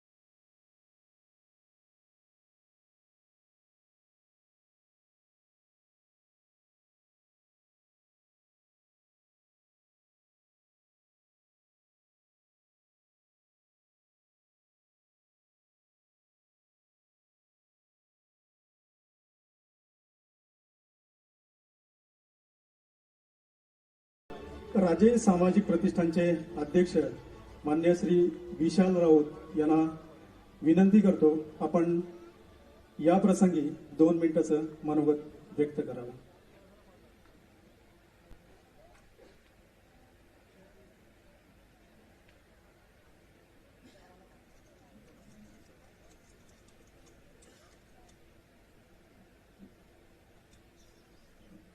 सर्वांना नमस्कार. आदिशक्ती आई तुळजाभवानी मातेच्या चरणी नतमस्तक. महाराष्ट्राचे आराध्य दैवत छत्रपती शिवाजी महाराज यांच्या चरणी मानाचा मुद्रा. स्वर्गवासी शिक्षण महर्षी गोविंदराव निकम यांच्या पवित्र स्मृतीस अभिवादन. व्यासपीठावर उपस्थित आजच्या कार्यक्रमाचे प्रमुख अतिथी पद्मश्री तात्याजी लहाणे सर, मंदार भारदे सर, चिपळूण संगमेश्वर मतदारसंघाचे लोकप्रिय आमदार आदरणीय शेखरजी निकम सर, या सह्याद्री शिक्षण संस्थेचे अध्यक्ष सन्माननीय भोड सर, सन्माननीय व्यासपीठ आणि उपस्थित सर्व विद्यार्थी विद्यार्थिनी, मित्रमैत्रिणी. खरं तर एवढ्या मोठ्या व्यासपीठावरून बोलायला मिळेल असं कधी सर स्वप्नातही वाटलं नव्हतं. आणि आजच्या या पुरस्कारामुळे ही संधी आम्हाला आपण प्राप्त करून दिली, त्याबद्दल आपले मनापासून धन्यवाद. मागच्याच आठवड्यामध्ये सर राज्य सामाजिक प्रतिष्ठानच्या माध्यमातून एक आपल्या चिपळूणच्या सांस्कृतिक केंद्रामध्ये नाका नको माका या नाटकाचा सर प्रयोग आपण आयोजित केला होता. या नाटकामध्ये नाक्यावरची मुलं, त्या नाक्यावरच्या मुलांना एक पाहण्याचा जो काही दृष्टिकोन असतो तो फार वेगळा असतो. एक वाया गेलेली मुलं किंवा कायम कुठल्या ना कुठल्या तरी वेगळ्या कारणासाठी प्रसिद्ध असणारी मुलं, असा तो विषय होता. आणि त्या नाक्यावरचीच मुलं काय करतात, काय प्रगती करतात आपल्या शैक्षणिक माध्यमातून असेल किंवा आपल्या गावामध्ये ज्या अडीअडचणी असतात त्या अडचणींवर पहिला प्रथम धावून जाणारा हा जी व्यक्ती असते ही नाक्यावरची असते. आमच्याकडे सर नाकं नाही आहे, आमच्याकडे एक बाका आहे. त्या बाकावर आम्ही बसत होतो आणि त्या बाकावरूनच आमची खऱ्या अर्थानं सुरुवात झालेली आहे. हे करत असताना सुरुवातच आमची झाली होती सर ब्लड डोनेशन कॅम्पने. कार्यक्रम रक्तदान शिबिर घेतल्याच्या नंतर तो कार्यक्रम चांगल्या पद्धतीने यशस्वी झाला. त्याच्यानंतर आम्हाला जी ऊर्जा मिळाली त्या ऊर्जेतून अनेक सामाजिक उपक्रम आहेत. डोळे तपासणी सर आम्ही घेतला होता. डोळे तपासणी असेल, मुलांसाठी करिअर गायडन्स असेल, गुणवंत विद्यार्थ्यांचं शिक्षण, विद्यार्थी सत्कार समारंभ असेल, वृक्षारोपण असेल, अनेक सामाजिक उपक्रम आपण या ठिकाणी करत होतो. पण खऱ्या अर्थानं ज्या अनुभूतीच्या स्पर्शाने अर्थ लाभला जगण्याला, ती अनुभूती म्हणजे गडसंवर्धन. हे गडसंवर्धन ज्या छत्रपती शिवाजी महाराजांनी या गडकोटांच्या साह्याने हे स्वराज्य उभे केले, त्या गडकोटांची आजची परिस्थिती काय आहे? आपण सर्वांनी जाणीवपूर्वक केलेले दुर्लक्ष असेल, बेपरवाई असेल किंवा ते गडसंवर्धनासाठी लागणाऱ्या निधीची कमतरता असेल, असे अनेक कारणांमुळे आपण गडसंवर्धनाकडे गांभीर्याने पाहिलंच नाही. गडकोटांचे ढासळणारी बुरुज, तटबंदी, प्रवेशद्वार, गडावर असलेल्या अनेक महत्वाच्या पुरातन वास्तूंचे जतन करणं फार गरजेचं आहे आणि त्यांचा होणारा नाश पाहून खरोखर मनाला दुःख होतं. मागच्या काही काळामध्ये छत्रपती शिवाजी महाराजांच्या प्रेरणेने म्हणा किंवा छत्रपती शिवाजी महाराजांच्या प्रेमापोटी आमच्यासारख्या अनेक संस्था या दुर्ग संवर्धनाकडे वळल्या आहेत आणि दुर्ग संवर्धनाकडे वळले आहेत आणि दुर्ग संवर्धनासाठी अखंड कार्यरत आहेत. राज्य सामाजिक प्रतिष्ठानच्या माध्यमातून गडावर गेले 10 वर्ष काम करत असताना गडावरती असलेल्या अनेक वास्तू, गडावरती असलेल्या जे पाण्याचं टाका आहे त्या पाण्याची टाका असेल, जुन्याचं घाणं असेल, गडावरती असलेल्या विहिरी असतील किंवा गडावरती पारेकरांना बसण्यासाठी असणारे अलंकार, यांच्या ज्या संपूर्ण मातीखाली असणारे ढिगारे, त्या ढिगाऱ्यातून त्यांना मुक्तता देऊन ते लोकांसमोर आणण्याचं काम प्रतिष्ठानच्या माध्यमातून या ठिकाणी आम्ही करत आहोत. सुमारे 350 वर्षापूर्वी गोळकोट धक्क्यावरती जमिनीमध्ये गाडलेल्या ज्या तोफा होत्या, त्या तोफांना जमिनीतून बाहेर काढून गडावर एका छानशा अशा कठड्यावरती संवर्धित करून आपण ठेवलेल्या आहेत. अशा अनेक उपक्रमाच्या माध्यमातून राज्य सामाजिक प्रतिष्ठान कार्यरत आहे. आपण आपल्या संस्थेच्या माध्यमातून आम्हाला या पुरस्कारासाठी आपली निवड केली, आमची निवड केली. या अशा पुरस्काराच्या माध्यमातून आम्हाला अनेक काम करण्याची प्रेरणा मिळत असते.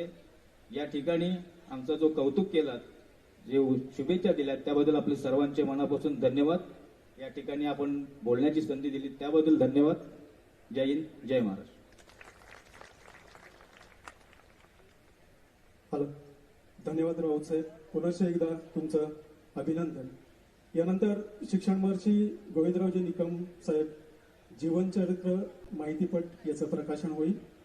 आपल्या सह्याद्री शिक्षण संस्थेचे संस्थापक स्वर्गीय गोविंदरावजी निकम यांनी त्यांचे पिताश्री शाहूजी लक्ष्मणराव निकम यांच्या प्रेरणेतून ध्येयासक्त कष्टमय जीवनातून वयाच्या अवघ्या 22व्या वर्षी सन 1957 मध्ये सहकाऱ्यांच्या सहयोगातून अत्यंत प्रतिकूल परिस्थितीत अथक परिश्रमातून संस्थेची स्थापना केली. गेल्या 50 वर्षात केवळ प्राथमिक, माध्यमिक, महाविद्यालयीन शिक्षण, विकास व विस्तार एवढाच मर्यादित पारंपरिक शिक्षण विचार न करता कृषी विज्ञान, औषध निर्मिती, अध्यापनशास्त्र, कला विज्ञान, इलेक्ट्रिकल, इलेक्ट्रॉनिक, संगणक इत्यादी आधुनिक विज्ञान तंत्रज्ञान विविध व्यावसायिक उपक्रमाचे अभ्यासक्रम स्वीकारून विद्यालय व महाविद्यालय निर्माण केली. यातून सर्व प्रकारचे दर्जेदार शिक्षण व प्रशिक्षण देणारी समृद्ध शिक्षण संस्था म्हणून केवळ राज्यभरात नव्हे तर राष्ट्रीय स्तरावरती एक नामवंत शिक्षण संस्था म्हणून नावारूपाला आली. सह्याद्री शिक्षण संस्थेचे संस्थापक स्वर्गीय निकम साहेब या कर्मयोग्याचे कार्य पुढील पिढ्यानपिढ्या चिरंतर प्रेरणादायी ठरेल यासाठी त्यांच्या जीवनचरित्रावर आधारित माहितीपट तयार करण्यात आलेला आहे. या माहितीपटाचं प्रकाशन आजच्या कार्यक्रमाचे प्रमुख पाहुणे माननीय डॉक्टर तात्याराव लहाने यांनी करावं अशी मी त्यांना विनंती करतो. Sir,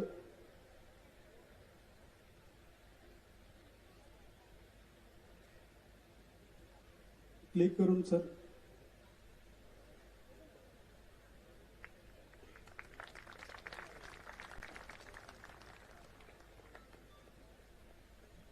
sound.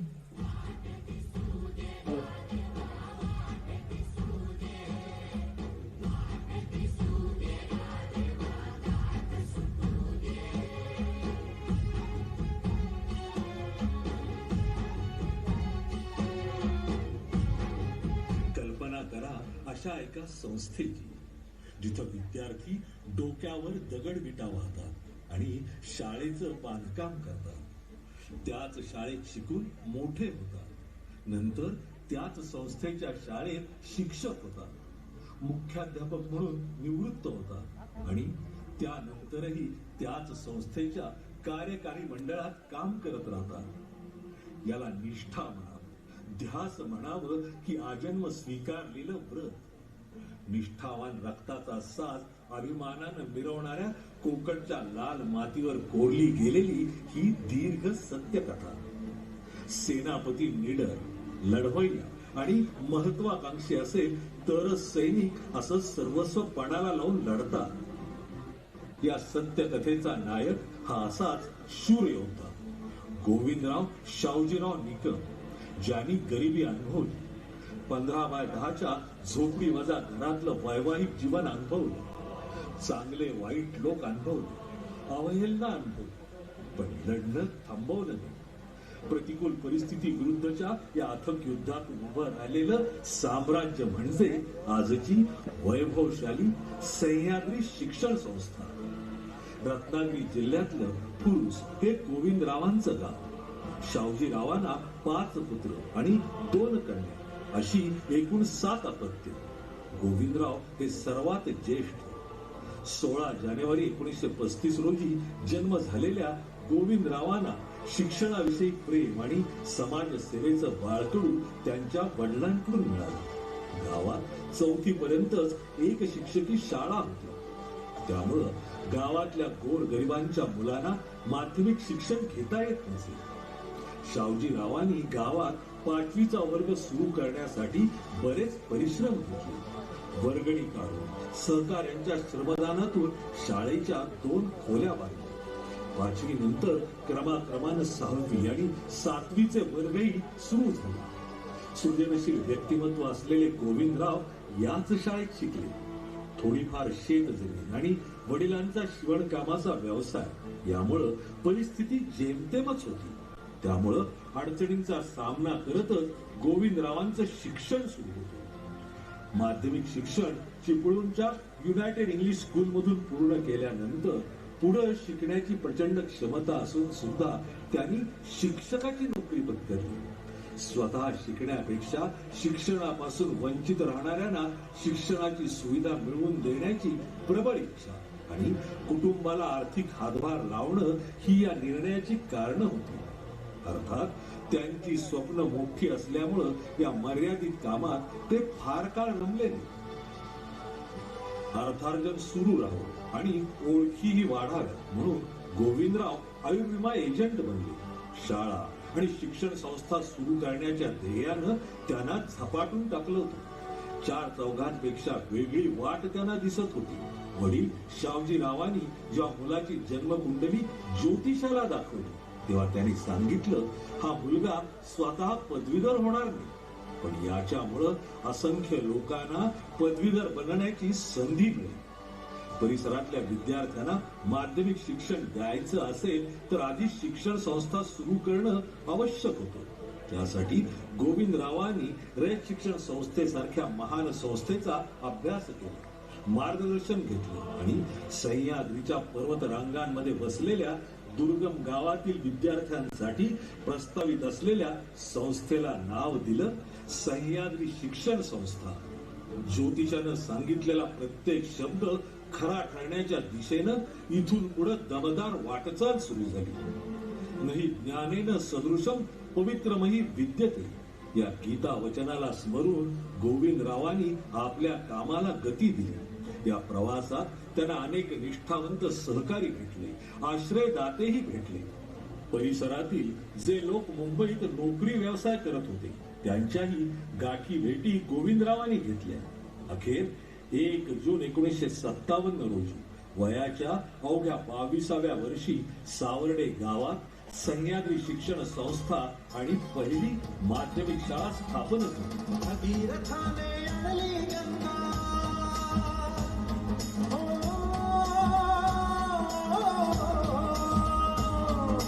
भगीरथाने आणली गंगा खेचून ज्ञानाची, भगीरथाने आणली गंगा खेचून ज्ञानाची.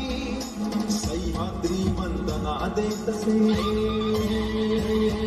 सह्याद्री वंदना देतसे तया समानाची, सह्याद्री वंदना देतसे तया समानाची. व्यक्तींच्या मदतीतून 2 वर्षात शाळेची इमारतही उभी राहिली. शिक्षकांच्या पगारासाठी अनुदान नसल्यामुळं आर्थिक ओढाताण आणि गोविंदरावांची पैशासाठी भटकंती मात्र सुरूच राहिली. दरम्यान गोविंदरावांच्या लग्नाविषयी घरात चर्चा सुरू झाली. पण अवघड ध्येय बाळगून भटकंती करणाऱ्या या दिशाहीन तरुणाशी लग्नाला कोण तयार होणार होते. पण रत्नागिरीच्या देसाई कुटुंबातील अनुराधाताई याला अपवाद ठरला. त्यांना गोविंदरावांची ध्येयनिष्ठा आवडली आणि कुटुंबियांच्या विरोधाला न जुमानता त्या गोविंदरावांशी विवाहबद्ध झाल्या. एवढंच नव्हे तर पतीच्या कार्यात सहभागी होता यावं म्हणून STC अभ्यासक्रम पूर्ण करून शिक्षिका झाल्या.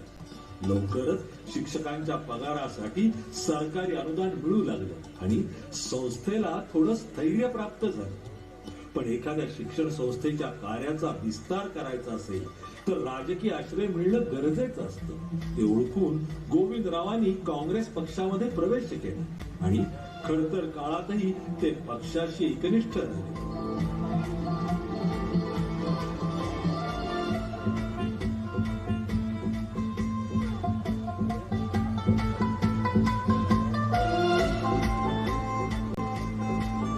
रत्नागिरीचं नेतृत्व करणारे PK उर्फ बाळासाहेब सावंत हे त्यांचे राजकीय गुरु ठरले.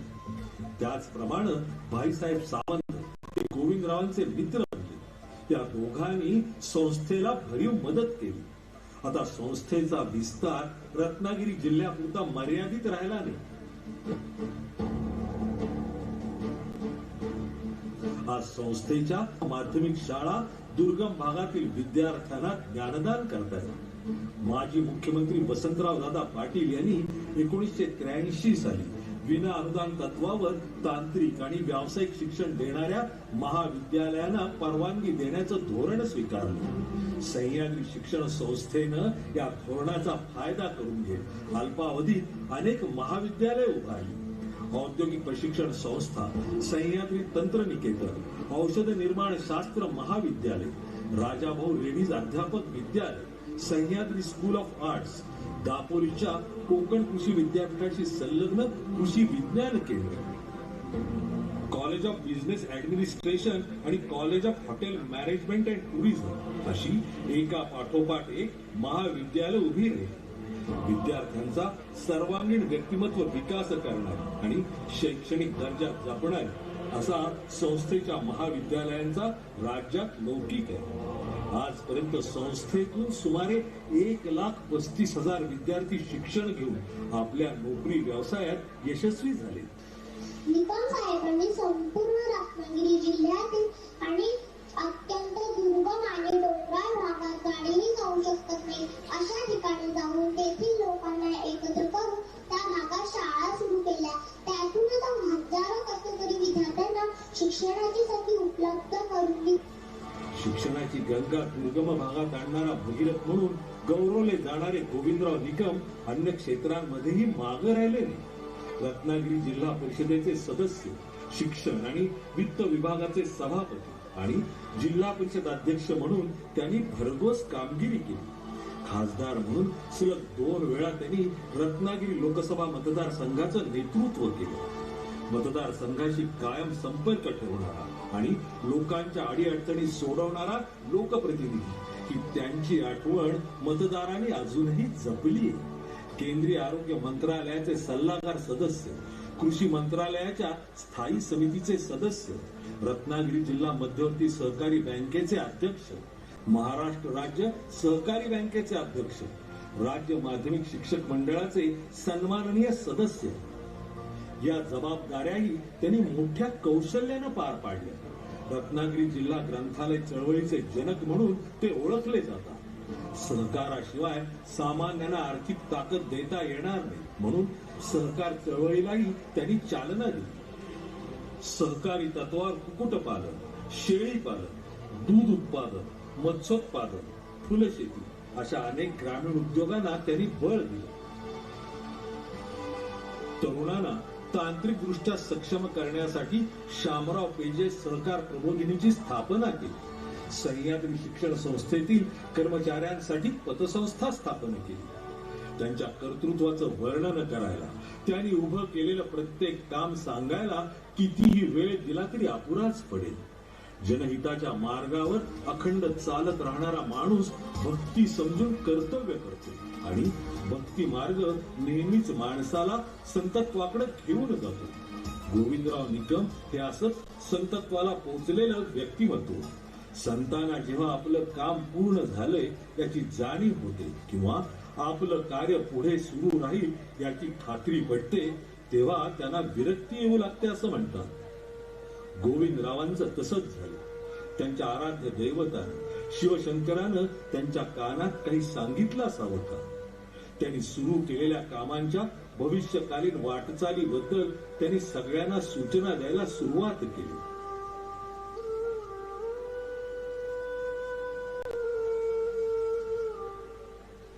त्यांनी शंकराच्या देवळासाठी संस्थेच्या कॅम्पस मधील एक जागा निश्चित केली. पिंडी आणि नंदीची मूर्ती घडवायला सांगितली. संस्थेच्या सुवर्ण महोत्सव दिनी संस्थेच्या प्रांगणात त्या आपल्यातून गुरुवार दिनांक 24 जानेवारी 2008 रोजी निघून गेले. तेव्हा त्यांच्या इच्छेनुसार मंदिराच्या शेजारी त्यांनी स्वतःच निवडलेल्या जागी त्यांना अखेरचा निरोप देण्यात आला. जन्म हे जीवनातलं पहिलं सत्य आणि मृत्यू हे अंतिम. या 2 घटनांमधलं अंतर वर्षांऐवजी कर्तृत्वानं मोजायचं ठरवलं तर आपल्याला कळून येईल की गोविंदराव निकम साहेबांसारख्या व्यक्ती खरोखरच लाखात एक असतात.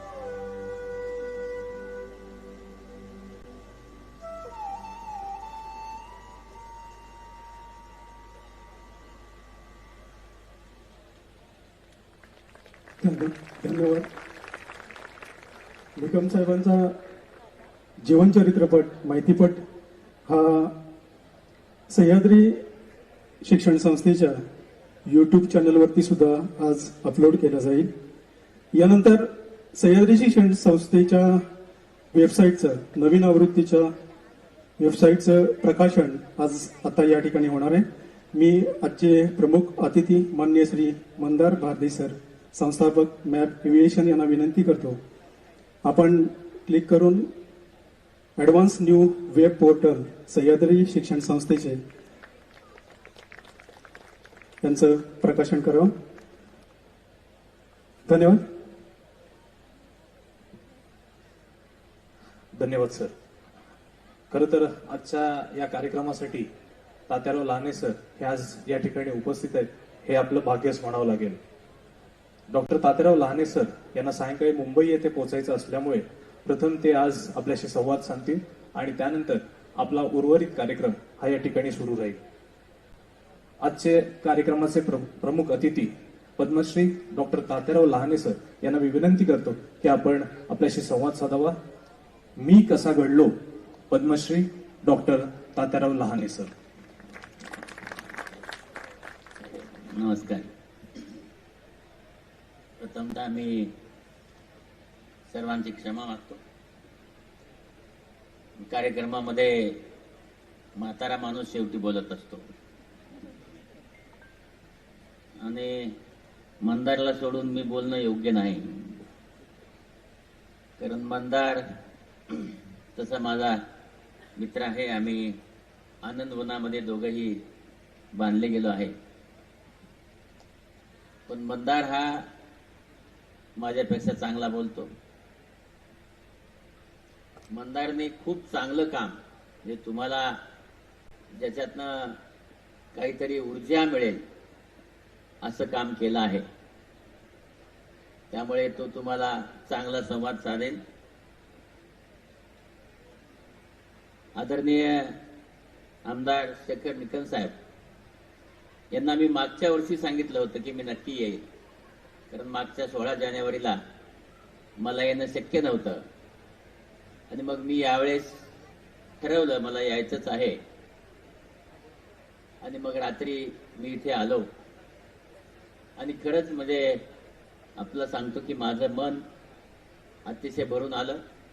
आदरणीय व्यासपीठ, पुढे बसले सर्वजण, मी सुरुवातीलाच शिक्षण महर्षी स्वर्गीय गोविंदरावजी निकम साहेब ज्यांनी या खेड्यापाड्यामध्ये विद्यार्थी घडवला, जे शक्य नव्हतं ते केलं, त्यांना मी मनापासून अभिवादन करतो.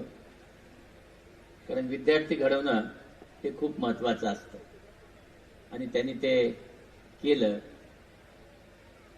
त्याचा मला मनापासून अतिशय मोठा अभिमान आहे. कारण खेड्यामध्ये फार काही काम केलं जात नाही आणि म्हणून त्यांनी त्या काळामध्ये वयाच्या 22व्या वर्षी 1957ला संस्था स्थापन केली. त्या वर्षी माझा जन्म झाला होता, म्हणजे 22व्या वर्षी संस्था सुरू केली आणि 50 संस्था शाळा उभा केल्या. ते खूप महत्वाचं काम त्यांनी केलं होतं. मी आता पाहत असताना आणखी एक पाहिलं की साहेबांनी, मी आताच विज्ञान प्रदर्शन पाहिलं, मला ते खूप आवडलं. कारण विद्यार्थ्यांना विज्ञानाचं अंग देणं खूप महत्वाचं असतं आणि ते पाहून मला अतिशय आनंद झाला. मी आर्टचं प्रदर्शन पाहिलं. अॅग्रो मला पाहता आलं नाही, पण अॅग्रोमध्ये म्हणजे मला शेती खूप आवडते.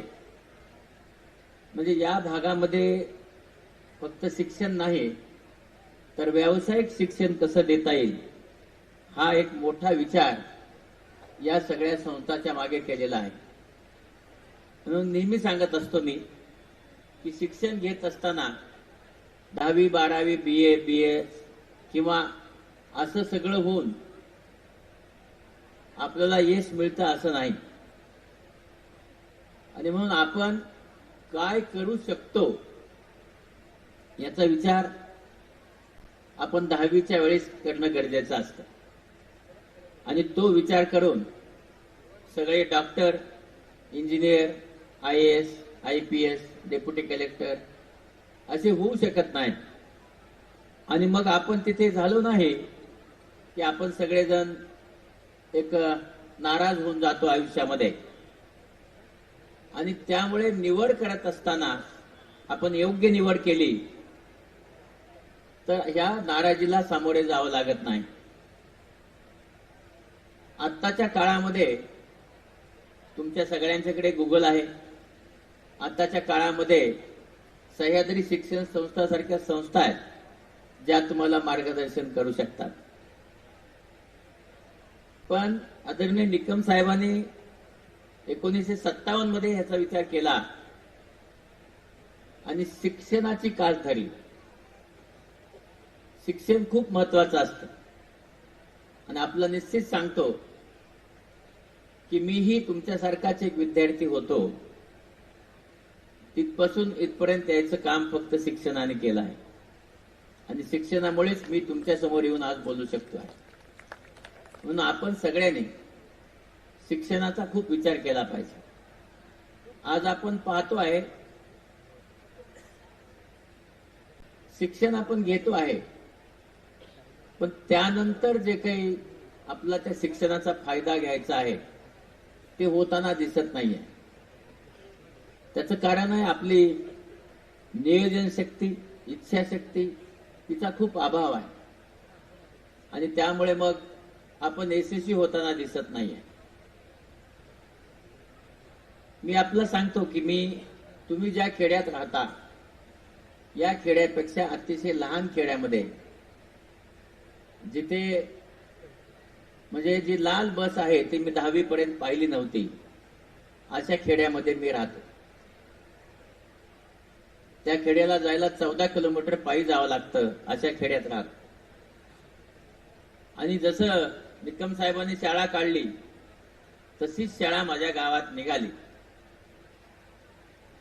आणि ती शाळा निघाली नसती तर मी डॉक्टरच काय पण मजूर हा मजूरच राहिला असतो. आणि म्हणून साहेबांचं थिंकिंग की सगळ्यांना शिक्षण दिलं पाहिजे. त्या काळामध्ये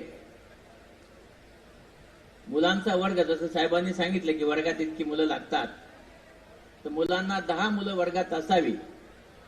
आणि माझं वय बहुतेक त्यावेळेस 5-6 वर्ष असावं. म्हणून शिक्षक माझ्या वडिलांना भेटले. माझे वडील शिक्षित नाहीत, आई शिक्षित नाही. आणि ते म्हणाले की मुलगा 5-6 वर्षाचा दिसतो, शाळेत घाला. मला कोरडवाहू 1.5 एकर जमीन होती. 5 बहिणी, 2 भाऊ, आई वडील. इतक्या सगळ्यांचा उदरनिर्वाह 1.5 एकर होणं शक्य नव्हतं. आणि मग वडिलांना असं वाटत होतं की आता मुलगा मोठा होतोय, मी घरात मोठा होतो, हा कामाला येईल. त्यांची काही चूक नव्हती, कारण उदरनिर्वाह जास्त महत्वाचा असतो. त्या काळामध्ये शाळेला किती महत्व होतं खेडेगावात कळणं शक्य नव्हतं. पण तरी शिक्षकांनी आग्रह धरला आणि मला पहिलीत घातलं. तर मी सकाळी गुरं राखायचो, शाळा करायचो, संध्याकाळी गुरं राखायचो. परंतु तो एक जोडधंदा शेतीला केला जातो. आणि आपलं सांगतो माणसाच्या जीवनात कसे कसे स्थिर होतात. 4थीला तेव्हा बोर्डाची परीक्षा होती. त्या बोर्डाच्या परीक्षेमध्ये कारेपूरला बोर्ड होतं, मी पहिला आलो. आणि पहिला आल्यानंतर त्या गावात अशीच एक संस्था, जशी साहेबांनी 50 गावात संस्था काढली तशीच एक संस्था त्या गावामध्ये कामधेनू म्हणून काढली होती. त्या संस्थेचे हेडमास्टर माझ्या वडिलांना भेटायला आले. ते म्हणाले की मुलगा मेरिटमध्ये आलेला आहे, याला आमच्या शाळेमध्ये घाला. वडील म्हणले हे शक्य नाही, कारण मी जेव्हा 4थी पास झालो तेव्हा 10 वर्षाचा झालो होतो.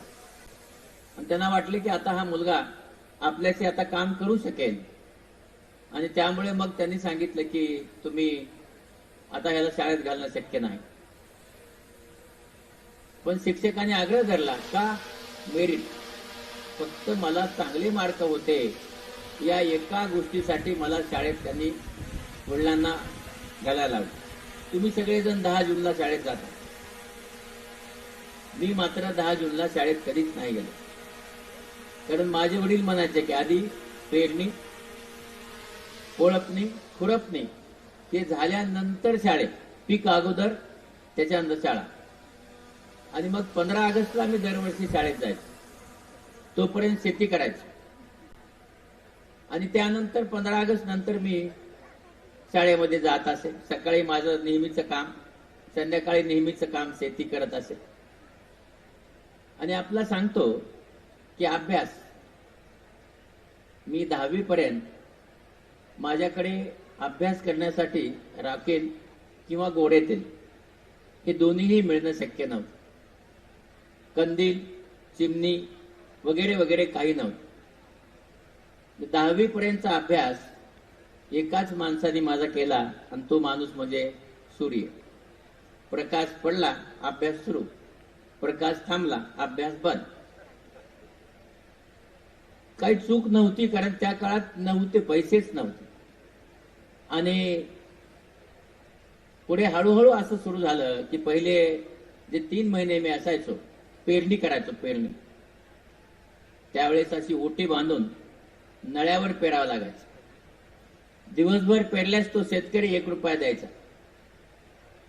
असं मी जवळपास 50-60 दिवस लोकांच्या शेतात पेरायचं काम करत होतो. तेवढेच पैसे थोडेफार मिळायचे. त्याच्यावर घर चालणे, कपडे घेणे आणि बाकीचं माझी शाळा चालत असते. त्यानंतर दर रविवारी 1 रुपया मिळवायचं काम मजुरी करत होतो. आणि शिक्षण मात्र चालू होतं. पण त्यावेळेस हे शिक्षण घ्यावं असं फार काही मला कळत नव्हतं. शाळेत शिक्षक म्हणतात शिका म्हणून शिकायचं, कारण मार्गदर्शन करायला काहीच नव्हतं. आज तुमच्याकडे मार्गदर्शनाचे हजारो गोष्टी आहेत की ज्या तुम्हाला मार्गदर्शन करतील, पण तेव्हा काही मार्गदर्शन नव्हतं. मी 7वी मध्ये असताना आमच्या कॉलेजचा एक मुलगा मेडिकलला लागला आणि त्या मुलाची गावामध्ये मिरवणूक निघाली आणि त्याचा सत्कार झाला. मला असं वाटलं की आपणही MBBS ला लागलं पाहिजे. का MBBS कशाला करतात, काय फायदा आहे, काही माहित नव्हतं. आपला सत्कार होईल म्हणजे काय इन्स्पिरेशन आलं. इन्स्पिरेशन यशाचं नाही आलं, सत्कार. आपला सत्कार होईल, तिथे आपलं वर बसवतील आणि यासाठी आपण MBBS ला लागलं पाहिजे. 7वीत कळत काय होतं, काहीच नाही.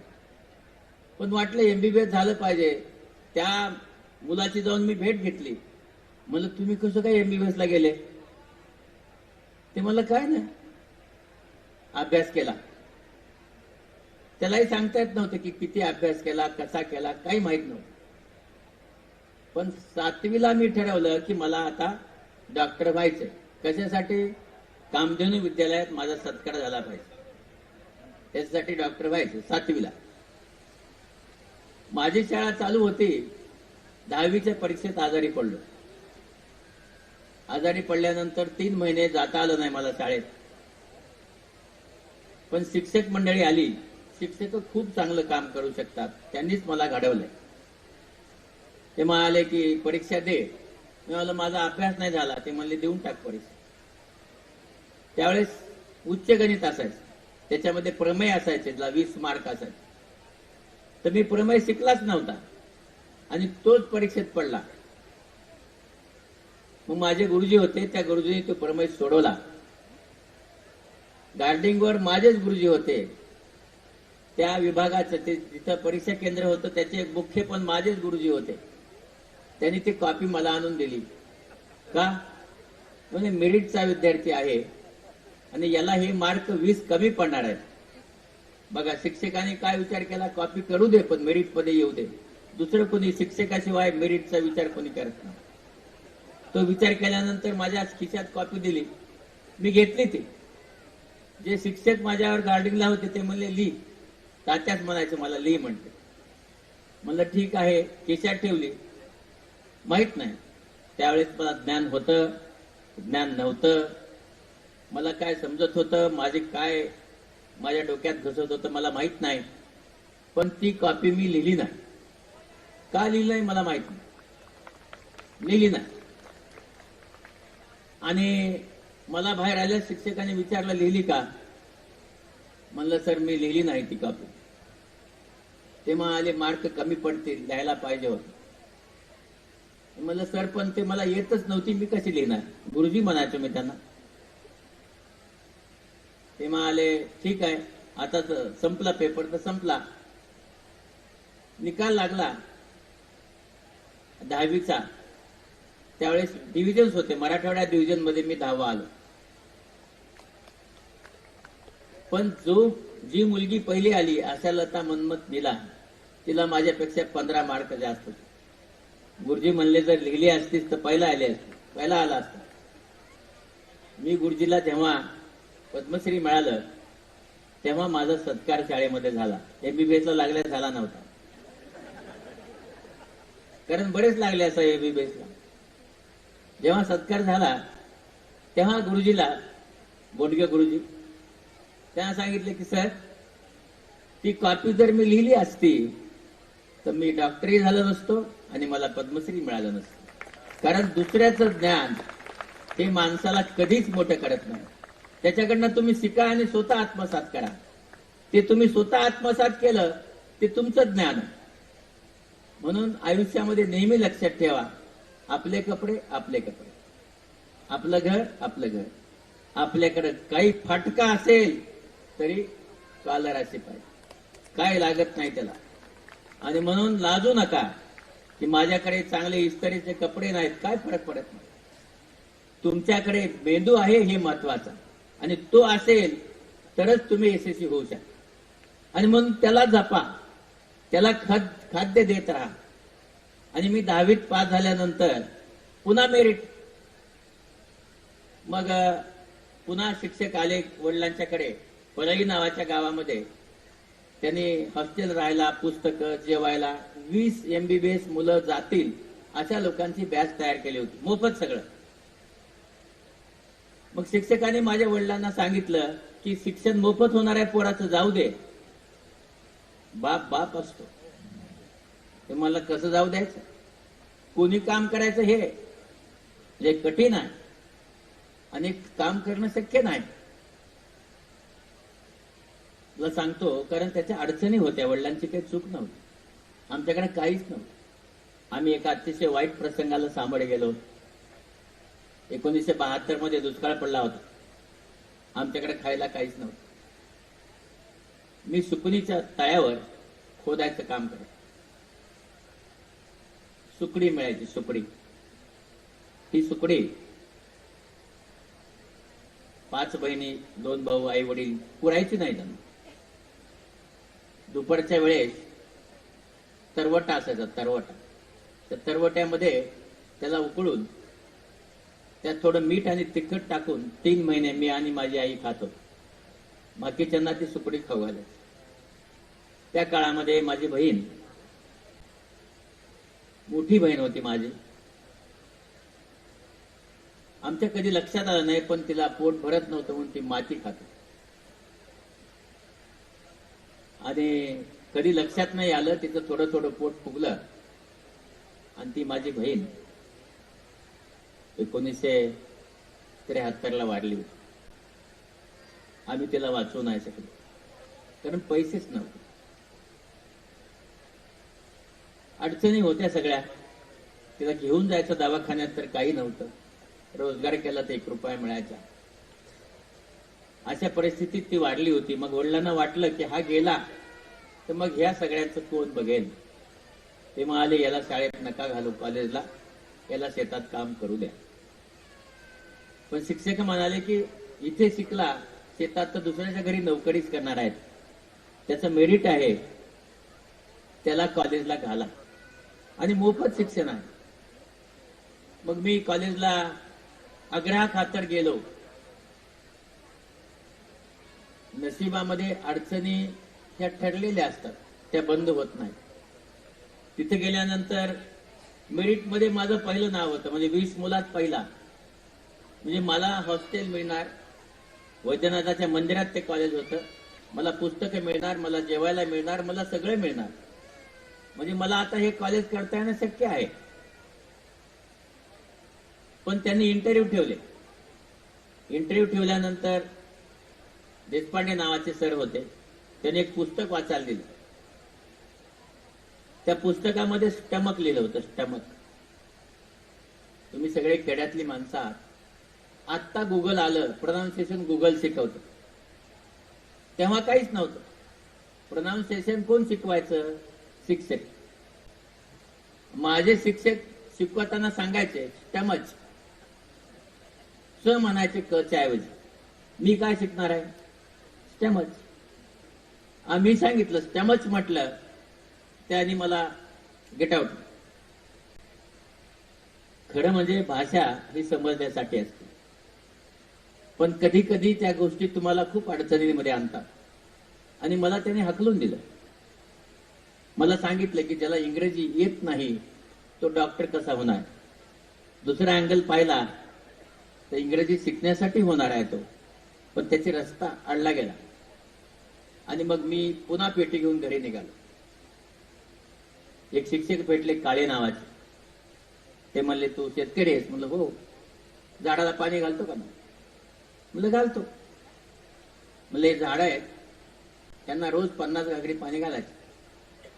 तुला कमवा आणि शिका योजना रयत शिक्षण सुरू केली होती, 30 रुपये देऊ. मला सांगा, ज्यांनी रोज जाऊन काम केलं तर 30 रुपये मिळतात. मला जर 1 तास 2 तास कामाचे मिळत असतील तर का नाही म्हणणार? मग मी परळीला तुम्ही कधी गेले तर कॉलेजमध्ये 50 मोठी झाड आहेत. त्यांना मी रोज 25 घागरी पाणी घालायचं. रोज. त्यांनीच मला एका कंडक्टरच्या घरी ठेवलं. तिथं किरायाने राहत होतो. तिघांमध्ये रूम होती, 9 रुपये किराया. आणि 10 रुपये वडिलांना पाठवायचो आणि 20 रुपयामध्ये माझं शिक्षण मी करत होतो. 2 वर्ष झाल्यानंतर त्यावेळेस पीयूसी होती. 11-12 नव्हती. शेवटचं वर्ष होतं माझं. परीक्षा दिली. दरम्यानच्या काळामध्ये जेव्हा परीक्षा देत होतो तेव्हा त्या मालकाची मुलगी 10वीत होती. मी त्या मालकाला जाऊन भेटलो. मला सांगितलं की ती मुलगी तुम्ही मला द्या आणि माझं शिक्षण करा. मला असं वाटलं की 2 वर्ष राहिलो, त्यांना माझा स्वभाव माहित आहे, करतील. आणि ते कंडक्टर होते, फार श्रीमंत नव्हते. त्यांचे वडील पाटील होते. मला काही माहित नव्हतं. ते पाटील आमच्या गावात घोडं घेऊन आले. आणि तुम्हाला माहिती आहे की प्रत्येक गावामध्ये आपण एकमेकावर खूप प्रेम करतो.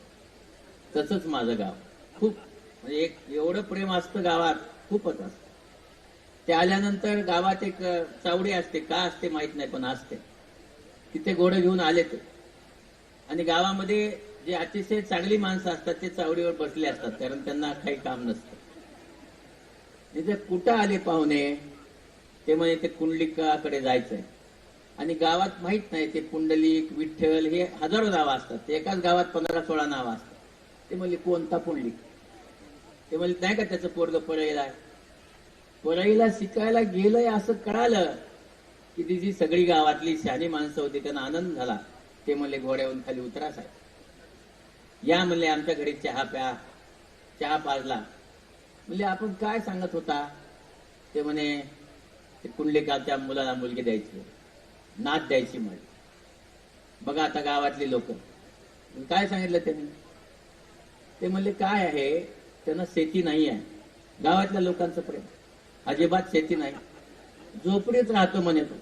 गावाच्या लोकांचं प्रेम. तुमची मुलगी दिल्यानंतर ती म्हणे मजुरीच करेल, गावातल्या लोकांचं प्रेम. म्हणजे त्याला असं सांगितलं की तो माणूस माझ्या घरी आलाच नाही, परत गेला. गावातल्या लोकांच्या प्रेमाने त्याला परत पाठवलं. माहित नाही गावामध्ये एकमेकाबद्दल एवढं चांगलं का बोललं जातं हे मला आजही माहित नाही, पण बोललं जातं एवढं नक्की. कोकणात मला माहित नाही, पण आमच्या मराठवाड्यात असंच आहे. आणि मग झालं, निकाल लागायला खूप वर्ष वाट पाहिली, 3-4 महिने, पण निकाल लागला नाही. काही आंदोलन झालं होतं, उशिरा निकाल लागला. आणि काळे सर गावात येता येत नव्हतं, सायकल घेऊन येताना दिसले. आणि तेव्हा मराठवाडा नावाचा पेपर होता, त्या पेपरात माझा फोटो छापून आला होता. मी पुन्हा 10वा आलो, म्हणजे मी पुन्हा मेडिकलला लागलो. हे बघा बाबा, मी कसा शिकलो? काही नाही, शिकायचं एकच कारण आहे की मला मेरिट येत गेलं. मेरिट कसं आलं? काही नाही, सकाळी गाई म्हशी चारत अभ्यास केला. बाकीचा काही अभ्यास होणं शक्य नव्हतं. पण त्यांच्या मागे जेव्हा तुम्ही अभ्यास करता तेव्हा तो मेंदूत शिरतो. आपल्याकडे कसं आहे, एसी, फॅन, मोठ्या मोठ्या लाईट, टेबल लॅम्प हे सगळं लावलं की मेंदूत काही शिरत नाही. म्हणून आपली इच्छाशक्ती असेल तरच मेंदूत शिरतो. आणि या सगळ्या गोष्टीत माझं काय सातत्य होतं? रोज सकाळी 2 तास अभ्यास. शाळा भरली त्या आधीचपासून. आपण कधी अभ्यास करतो? परीक्षा जवळ आली 2-1 महिने की मग अभ्यासाला सुरू करतो. मग आईला सांगतो की मला तो आता 5 वाजता उठव. आईनं रात्रभर जागायचं, तिला उठवायचं 5 वाजता. उठली की हा नाही, मला 5:30ला उठव. पुन्हा आईला पुन्हा 6 वाजता उठव. पण उठायचं काही शक्यता कमी असते. परीक्षा जवळ आल्यासच का अभ्यास करतो याच्यावर काही उत्तर नाही. पण अभ्यास हा ज्ञानासाठी केला पाहिजे, परीक्षेसाठी नाही. ज्ञान हे मिळवलंच पाहिजे. ते असेल तर तुम्ही कुठेही मोठे होऊ शकता. आणि मग मी जेव्हा MBBS ला लागलो, माझ्या मित्रांनी मला कपडे वगैरे घेऊन दिले. MBBS ला 3rd इयरला आलो. पुस्तक एकही नव्हतं. लायब्ररीमध्ये अभ्यास करायचो.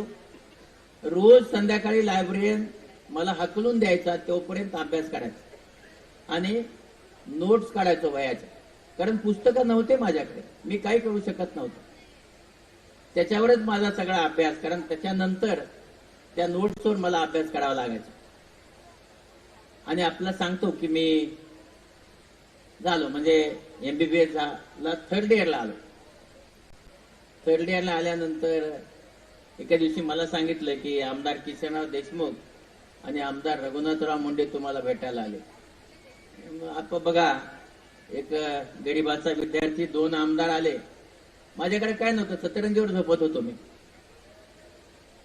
झोप चांगली लागते, सतरंजीवर झोपून बघा. मग मी आल्यानंतर मित्राचे पाठ वगैरे घेतला, गादी टाकली, त्यांना बसवलं.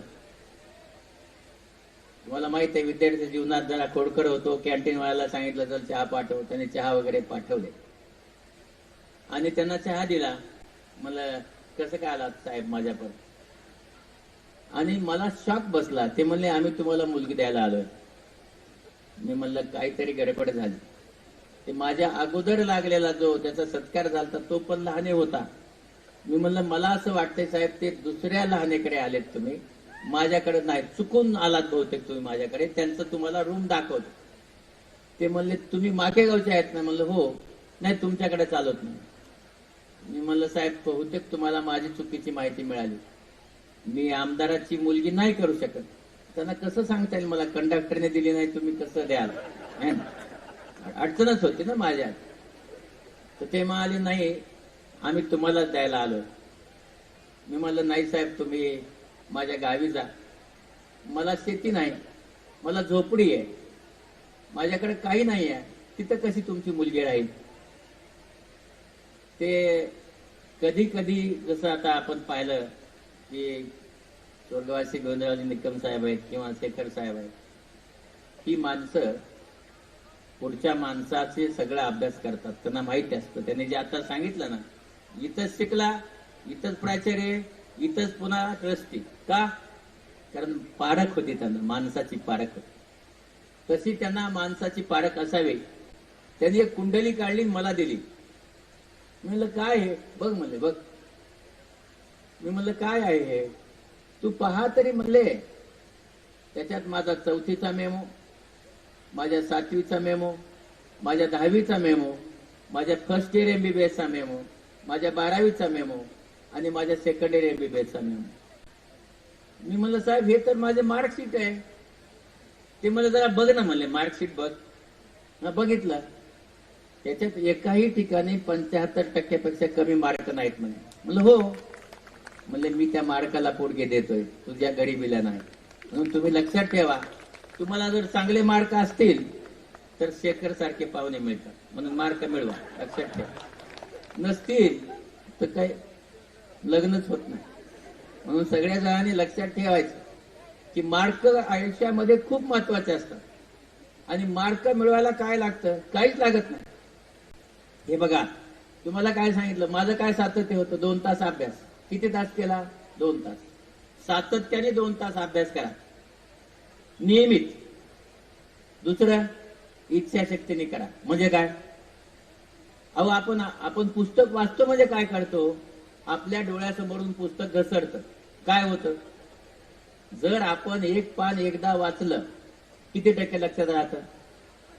त्याच्यामधली आकृती लक्षात राहते, मोठे मोठे हेडिंग लक्षात राहतात. बाकी काही लक्षात राहतं का? नाही. 15%. बाबांनो, आता तुम्ही कॉम्प्युटर पाहिलं, याच्यामध्ये खूप ज्ञान आहे ना, ते आपल्या मेंदूपासून शिकले. त्यांनी कसं? कॉम्प्युटरमध्ये ते ज्ञान सेव्ह करावं लागतं. सेव्ह म्हणजे काय? ते तिथून माऊस दाबला ना की ते सेव्ह होत. माऊस दाबला नाही, काही करा, ती रॅम मेमरी असते. म्हणजे काय? ती मेमरी तुमच्या मेंदूत जात नाही. आणि आपण सगळेजण रॅम मेमरी करतो. मग ते आत कशी घालायची? एकदा पान वाचा, डोळे बंद करा, ते पान आठवा. आठवत असताना तुम्हाला अरे मला काहीच आठवत नाही का? त्याचं कारण आहे, तुम्ही तेवढ्या इच्छाशक्तीने ते वाचलेलं नाहीये. जेव्हा तुम्ही तुमचे डोळे बंद करून आठवता, तेव्हा तुमचा मेंदू म्हणतो की अरे बाबा हे तर मला येत नाही. आणि मग तेव्हा डोळे बंद केले, पापण्या ह्या माऊसचं काम करत असतं. बंद केल्यानंतर पुन्हा ते पान वाचा. का? तुमचा मेंदू त्यावेळेस स्टिम्युलेटेड झालेला आहे. स्टिम्युलेटेड झालेला मेंदू जेव्हा वाचतो तेव्हा लक्षात ठेवण्याचे प्रयत्न करतो. आणि जेव्हा तुम्ही दुसऱ्यांदा ते पान वाचता तेव्हा ते पान 65% लक्षात राहतं. आणि हे ज्ञान पुन्हा कधी जात नाही. त्यावेळेस आठवलेल्या सगळ्या कविता आजही तुम्हाला थोड्या थोड्या येतात. आणि म्हणून ज्ञान घेत असताना सातत्याने घ्या, इच्छाशक्तीने घ्या. आणि तसं तुम्ही केलं तर तुम्हाला आयुष्यात यश येणारच आहे. आता आपण पाहतो काही जणांना 40% पडतात, काही जणांना 60%, काही जणांना 100%. का हो? आपल्या सगळ्यांचा मेंदू सारखाच असतो. मग सारखा असल्यानंतर हे मार्क कमी जास्त का? त्याच्या मागे एकच कारण आहे, आपलं जे हार्ड वर्क आहे ते कमी पडतं आणि इच्छाशक्ती कमी पडते. ज्याची इच्छाशक्ती कमी आहे, हार्ड वर्क कमी आहे, त्यांना हे मार्क कमी पडतात. आपला सांगतो, माझं लग्न जमलं, त्याच आमदाराची मुलगी मी केली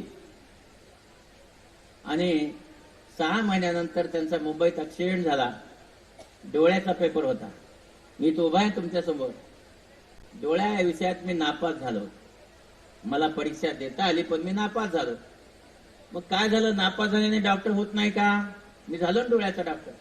लोक मला डोळ्याचा डॉक्टर म्हणून डोळे दाखवा सुरू करतात. का? मी नापास झालो म्हणून लोकांनी येऊ नये माझ्याकडे, असं नसतं. तुमचं ज्ञान खूप महत्वाचं असतं. तुमच्याजवळ ज्ञान असेल, तुम्ही जर रिझल्ट देत असाल, लोक नक्की येतात. पण ते रिझल्ट द्यावे लागतात आणि त्याच्यासाठी आपला डिव्होशन लागतं. आणि ते डिव्होशन असेल तर आपण नक्की यशस्वी होऊ शकतो. आपल्याकडे कसं झालंय आता की आपण डिव्होशनकडे जातच नाही आणि त्यामुळे ह्या अडीअडचणी निर्माण होत. आपलं सांगतो की मी जेव्हा पास झालो त्याच्यानंतर अंबेजोगाईत चांगली नोकरी करत होतो. पण एके दिवशी मी बेशुद्ध पडलो आणि कळालं की माझ्या दोन्ही किडनी खराब झाल्या. मला मुंबईला हलवलं. मुंबईचे हुशार डॉक्टर असतात, तुमच्या आमच्यासारखे नाही. त्यांनी मला तपासलं आणि सांगितलं नातेवाईक किती आहेत? म्हणलं 10-12. ते म्हणले तुझं क्रिएटिनिन 14 झालंय, तू 1च वर्ष जगणार आहेस, LIC काढ. ही नवीन पद्धत बघितली, काढली मी LIC काढायला गेलो. ते म्हणले तुम्ही किडनी खराब आहे सांगू नका, नसतात तिप्पट पैसे लागतील. म्हणलं एकदाच भरायचे, त्याला सांगता येत नव्हतं. मी भरले 43,000 रुपये आणि ऑक्टोबर 24ला पुन्हा हप्ता होता. मी गेलो भेटायला, म्हणलं सर ते मला हप्ता. ते म्हणलं काही नाही, एवढा शेवटचा भर, पुढच्या वर्षी भरायची गरज नाही. आपल्याला सांगतो. त्याच्यानंतर डिसेंबरमध्ये मला सांगितलं की किडनी बदलता येईल. आज अवयवदानामध्ये किती अडचण आहे. माझ्या घरचे 18 लोक तयार झाले किडनी द्यायला, भांडणं. शेवटी वडील म्हणले सगळ्यांची तपासू, ज्याची बसेल त्याची देऊ. आणि तुम्हाला माहित आहे की आईचीच लागते. आणि मग माझ्या आईची किडनी मॅच झाली, द्यायचा निर्णय झाला. अशिक्षित आई आहे. मी इथं का आलो त्याचं हे कारण आहे.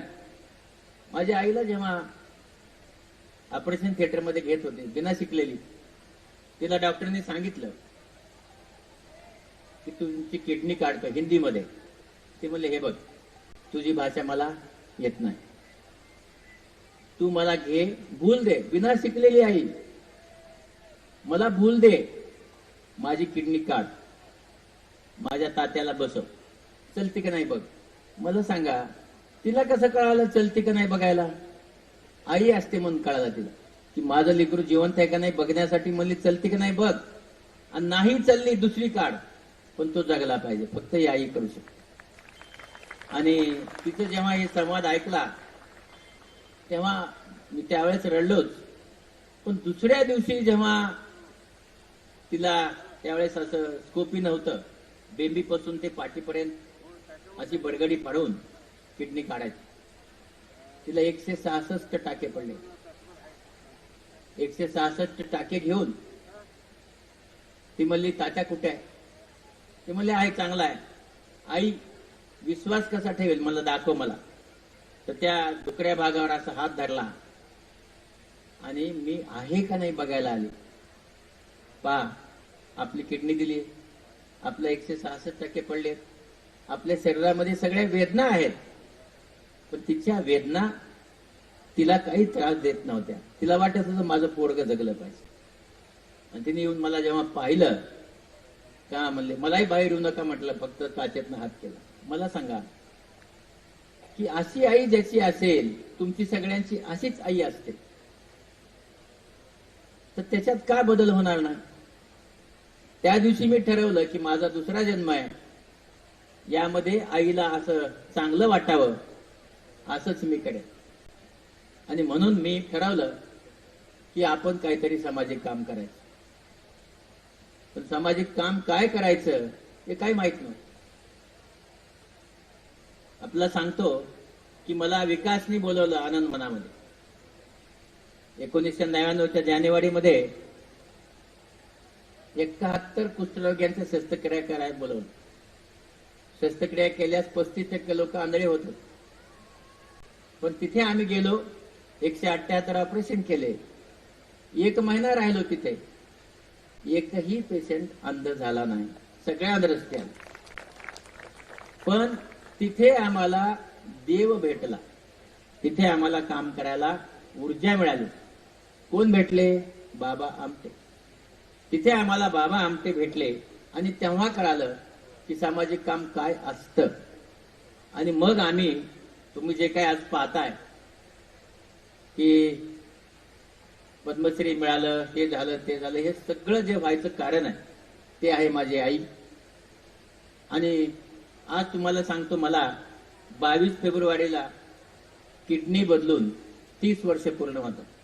किडनी बदलल्यास 15-20 वर्ष जगतो माणूस, 30 वर्ष नाही. विज्ञान सांगतं. पण विज्ञानाच्या पलीकडे मी जिवंत का आहे? कारण मी जवळपास 2,03,000 लोकांचे स्वतः ऑपरेशन केले आहेत. 4.5 लाख लोकांचे ऑपरेशन्स आम्ही चमुनी मिळून, रागिनी आणि मी केले आहेत. ही लोक जात असताना त्यांच्या जवळचा आशीर्वाद देऊन जातात. आणि म्हणून नेहमी लक्षात ठेवा, दुसऱ्याच्या कामाला आलं तर ते आपल्याला जाताना आशीर्वाद देऊन जातं. आशीर्वाद विज्ञानाच्या पलीकडे जाऊन काम करतात आणि तुम्हाला जिवंत ठेवतात. ती LIC मला मिळालेली आहे आता. आणि मी काही इथंच आहे. का इथेच आहे? कारण कृष्णाला भीती वाटत असेल वर येऊन माझं या डोळ्याचं ऑपरेशन केलं. अडीअडचणी असू शकतात, पण आपण जर ध्येय चांगलं ठेवलं, ध्येय, तर यशस्वी होऊ शकतो. खरं म्हणजे मला आपल्याला खूप बोलायचं होतं, पण मला काही अडचणीमुळं बोलता येत नाही. पण तुम्हाला एक दोन गोष्टी मी सांगणार. आता मी एक तुम्हाला अशी गोष्ट सांगणार आहे की जे तुम्ही आतापर्यंत सांगितलेलं तुम्ही माझं 10% ऐकाल, त्याच्या जास्त नाही ऐकणार. पण आता मी सांगतोय ते तुम्ही -10% ऐकणार आहात. मी सांगितल्यानंतर नाही ऐकणारा विषय तुम्हाला सांगतो. काय झालंय बघा, आपले शिक्षक किंवा आपण सगळेजण आपलं शिकवलं गेलं की आपल्या उपजत गरजा काय आहेत? अन्न, पाणी, वस्त्र, निवारा. बरोबर आहे. पण हे कधी शक्य होतं? हे आमच्या काळामध्ये शक्य होतं. तर तुमच्या काळात काय आहे? हे काही लागत नाही. Mobile phone, mobile phone, mobile phone, mobile phone. म्हणजे पुढच्या माणसाला आता काही लागत नाही, फक्त मोबाईल फोन लागतो. मी सांगितल्याने तुम्ही तो बंद करणार नाहीत. पण त्याचे दोन गोष्टी सांगतो. तुम्ही पलीकडे विज्ञानाचं प्रदर्शन भरवले ना, पुढच्या वेळेस मोबाईल फोनचं भरवा. सांगतो का? हा मायक्रोवेव्ह टेक्नॉलॉजीवर चालतो. मायक्रोवेव्ह असतात ना, त्याच्यावर 2 पिलरला रेडिओ फ्रिक्वेन्सी असते, ती 1.6 वापरा असं इंटरनॅशनली सांगितलं. जास्त वापरू नका. म्हणजे 2 पिलरला वेव्ह तयार होतात 2 फोनच्या. 1.6 मॅग्नेटिकने ते कॅच केलं जातं आणि तो फोन आपण कानाला लावतो. त्याच्या मॅग्नेटिक वेव्ह आणि रेडिओ फ्रिक्वेन्सी वेव्ह त्या आपल्या कानात जातात. आपला कान दुखतो, पण आपण आपल्या कानाला लावून फोन ऐकतोच. असं म्हणतात की त्यामुळे 5% मेंदूचे कॅन्सर वाढले आहेत. 5%. आपण कमी करतो का फोन? नाही. दुसरं, आपले डोळे कोरडे पडतात, चष्म्याचे नंबर 20, 25, 30 होतात. आपण आपला मोबाईल फोन कमी करतो का? नाही. आपली मान वाकडी होते, कमी करतो का? नाही. असं म्हणतात खाली जवळ ठेवला कमरेला तर आपले स्पर्म कमी होऊन आपण नपुसक व्हायला लागतो. कमी करतो का? पण नाही. आपली पाठ दुखते, आपले गुडघे दुखतात. हे सगळं जरी झालं तरी आपण मोबाईल फोन वापरायचं थांबत नाही. आता तुम्हाला हे माहिती आहे की ह्या मोबाईल फोनचं फक्त माहिती घ्या की त्याच्या वेव्ह 16 ते 18 इंच असतात. म्हणजे काय? हा फोन आपल्यापासून 16 ते 18 इंच दूर ठेवा. म्हणजे शरीरावर कुठेही ठेवू नका. एक. मग काय करा की तुम्ही स्पीकर फोनवर बोला, त्याच्यामुळे तो दूर राहील. आपण स्पीकर फोनवर का नाही बोलत? कारण आपल्याला खाजगी चोरून बोलायचं असतं. म्हणजे नवऱ्याला बायकोला चोरून, बायकोला नवऱ्याला चोरून. तसं करू नका. किंवा ब्ल्यूटूथ लावा. ब्ल्यूटूथ मुळे तो दूर राहू शकतो. दोन्ही वायरलेस आणि वायर दोन्ही चालेल. तिसरं, चार्ज करत असताना बेडरूम मध्ये चार्ज करू नका, कारण तुमच्या बाजूला तो वेव्ह निर्माण करणार आहे. त्याला लिव्हिंग रूम मध्ये चार्ज करा. असं केल्याने तुम्हाला त्रास होणार नाही. तिसरी गोष्ट, 1 ते 6 वर्षाच्या लेकराला मोबाईल देऊ नका. का? कारण त्याच्यामुळे तुम्ही पाहत असाल मुलं जिद्दी होत चालेल, रागीट होत चालेल, मुलं ऐकत नाहीत, काहीही ऐकत नाहीत. तर मग आता काय केलं पाहिजे? आता बघा, मुलगा जेवत नसेल मोबाईल, मुलगा रडत असेल मोबाईल, आपल्याला कधी सिरियल बघायचं आईला मोबाईल, असं करून त्या मुलाला आपण मोबाईलच्या नादी लावतो. बाबांनो, इंटरनॅशनल रिसर्च असा सांगतोय की त्याच्यामुळे 65% त्याची हुशारी कमी होत चालली आहे. आणि ते मुलं हे म्हणजे एकदम रागीट आणि असं एकलकोंडे स्वभावाचे होत चालले आहेत. त्यामुळे 1 ते 6 वर्षापर्यंतच्या मुलाला टीव्ही दाखवा, मोबाईल देऊ नका. 6 ते 20 वर्षे 1 तास द्या. 20 वर्षापासून जन्मभर 2 तास द्या. ज्यामुळे आपलं शरीर आपलं काम होईल आणि आपलं नुकसान होणार नाही. मला असं वाटतं कमीत कमी समजा मोबाईल तुम्ही वापरायचं थांबवणार नसाल तर मोबाईल कसा वापरावा इतकं तरी शिका. दुसरी गोष्ट अशी आहे की आज हार्ट अटॅकचं प्रमाण वाढत आहे. का? टेन्शन. आताच मी तुम्हाला सांगितलं, आपण शिक्षण घेतोय, कोणाला डायबिटीज नाही, हायपर टेन्शन नाही, काही नाही, पण 20 ते 50 वर्षामध्ये कुठलाही आजार नसताना हार्ट अटॅकचं प्रमाण आज 18% गेलंय. का गेलाय? त्याचं कारण असं आहे की आपण जेव्हा टेन्शन करतो तेव्हा एन्झाईम सिक्रेट होतात आणि त्यामुळे हृदयाच्या वाल खराब होतात. का टेन्शन करतो? आतापर्यंत मी कधी बघितलं नाही की टेन्शन केल्याने कामं झाली. म्हणून टेन्शन करायचं नसेल तर पहिल्या दिवसापासून प्लॅनिंग करा तुम्हाला काय व्हायचंय. आणि म्हणून आता तुम्हाला सगळ्याला IAS व्हायचंय आणि झालं नाही तर टेन्शन, असं करू नका. किंवा आम्हाला शिक्षक व्हायचंय, म्हणजे शेती करायची आहे, शेती चांगली करा, शेतीमध्ये अतिशय चांगलं करतायत, पण आपला स्वतःला मोठं व्हायचा विचार करू नका. आज आपला कसं एका दिवसात मोठं व्हायचं तसं होता येत नसतं. आणि म्हणून मला तिथून इथपर्यंत याला 40 वर्ष लागले. वेळ लागतो, हळूहळू माणूस मोठा होतो, पण तुम्ही त्याच्या मागं लागू नका आणि प्रेशर वाढवून घेऊ नका. दुसरी गोष्ट अशी आहे, आपल्याकडे मधुमेह फार झाला, पण मधुमेहामुळे अंधत्व, हृदयाचे आजार, बायपास, किडनीचे आजार सुरू झाले. का? आपल्याकडे सध्या जी विद्यापीठ आहेत त्या विद्यापीठाचं आपण फार मानत नाही. आपल्याकडे एकच विद्यापीठ आहे, त्याचं नाव आहे व्हॉट्सअप विद्यापीठ. त्यांनी सांगितलं की आपण काही करतो, त्याचा काही अभ्यास करत नाही. आणि शुगर म्हणतो आपण, शुगर रोग झाला. बाबांनो, शुगर रोग नाही आहे, तो मधुमेह, गोड खाण्याचा रोग आहे. ते गोड कुठलाही असो. मी असं ऐकलं की मॅक्झिमम लोक साखर सोडतात आणि गुळ खातात. अहो, गुळ हा म्हणजे स्वच्छ झालेला नाही आहे, आणि म्हणून गुळ आणखी वाईट असतो डायबिटीज मध्ये. आणि त्यामुळे जे कोणी पसरवतं हे ज्ञान, त्या सगळ्या व्हॉट्सअपला माझा सलाम, पण गुळ नका खाऊ, कारण गुळ खाल्ल्याने आपलं डायबिटीज नीट होत नाही. आता कसं आहे बघा, माणूस मोठा झाला की त्याला लई अडचणी असतात. मी पद्मश्री झालो, सगळ्यांना खुशी झाली, पण मला नव्हती झाली. कारण असं आहे, पद्मश्री झाल्यानंतर अडचणी वेगळ्या. लोक यायचे भाषण करायला, चला मला सांगा, पद्मश्री झाल्या शिक्षक इथे बरेच बसले, एका दिवसात सगळं ज्ञान येतं का? नाही. आणि मुंबईत राहत होतो. आता मुंबईमध्ये त्या अडचणी खूप असतात, तर त्या अडचणीमध्ये मुंबईचं ज्ञान, मुंबईची भाषा ही अडचण असतेच. तर मला कुलकर्णी नावाचे सर भेटले. तर त्यांचं एक ऑपरेशन बॉम्बे हॉस्पिटल 1 लाख रुपये देऊन केलं. मी मोफत केलं. ते म्हणले, हे लई चांगलं आहे, तू हुशार डॉक्टर आहेस. मग तुझी भाषा, तुम्ही बघत असाल माझी भाषा गावाकडची आहे, आणि तुझी भाषा थोडी बदलली पाहिजे. म्हणलं का? MBBS केलंय, प्रोफेसर आहे, इंग्रजी तुला बदलायला लागेल. वय किती माझं? 39. काय करते मास्तर? ट्युशन. मला 39व्या वर्षी कुलकर्णी सरांनी ट्युशन लावल्या, 5000 शब्द पाठ करायला लावले. आता जे कॉन्व्हेंट्स आहेत त्यांना माफी मागून एक जोक करून दाखव. काय शिकवलं त्यांनी मला? Walking talking English. बाकी तेच होती मला. काय वॉकिंग टॉकिंग? हे बघा, जे कॉन्व्हेंटचे आहेत ते इंग्रजीत विचार करतात. हा बसला ना, तो इंग्रजीत विचार करतात. जे कॉन्व्हेंटचे नाहीत ते मराठीत विचार करतात. काय? तुझं नाव काय? है ना, व्हॉट इज युअर नेम. आधी तुझं नाव काय, व्हॉट इज युअर नेम, है ना, असंच करतो. मला माहित नाही, आय डोंट नो. हा सगळ्यांचा. तर जे कॉन्व्हेंटचे आहेत ते वेगळे, हा त्यांची माफी. पण तुमच्या सगळ्यासाठी खेड्यातले आहात म्हणून एक जोक करून दाखव. काय? मला माहित नाही, आय डोंट नो. चालते का? हे कोकणातलं मराठवाड्यातलं झालं, असं चालत नाही. मुंबईत किंवा कॉन्व्हेंटला काय लागतं बघा. हे बघा, I don't know, I don't know, I don't. म्हणजे काय? इथं थोडं हालायचं, इथं थोडं हालायचं, डोंट. खुश. का?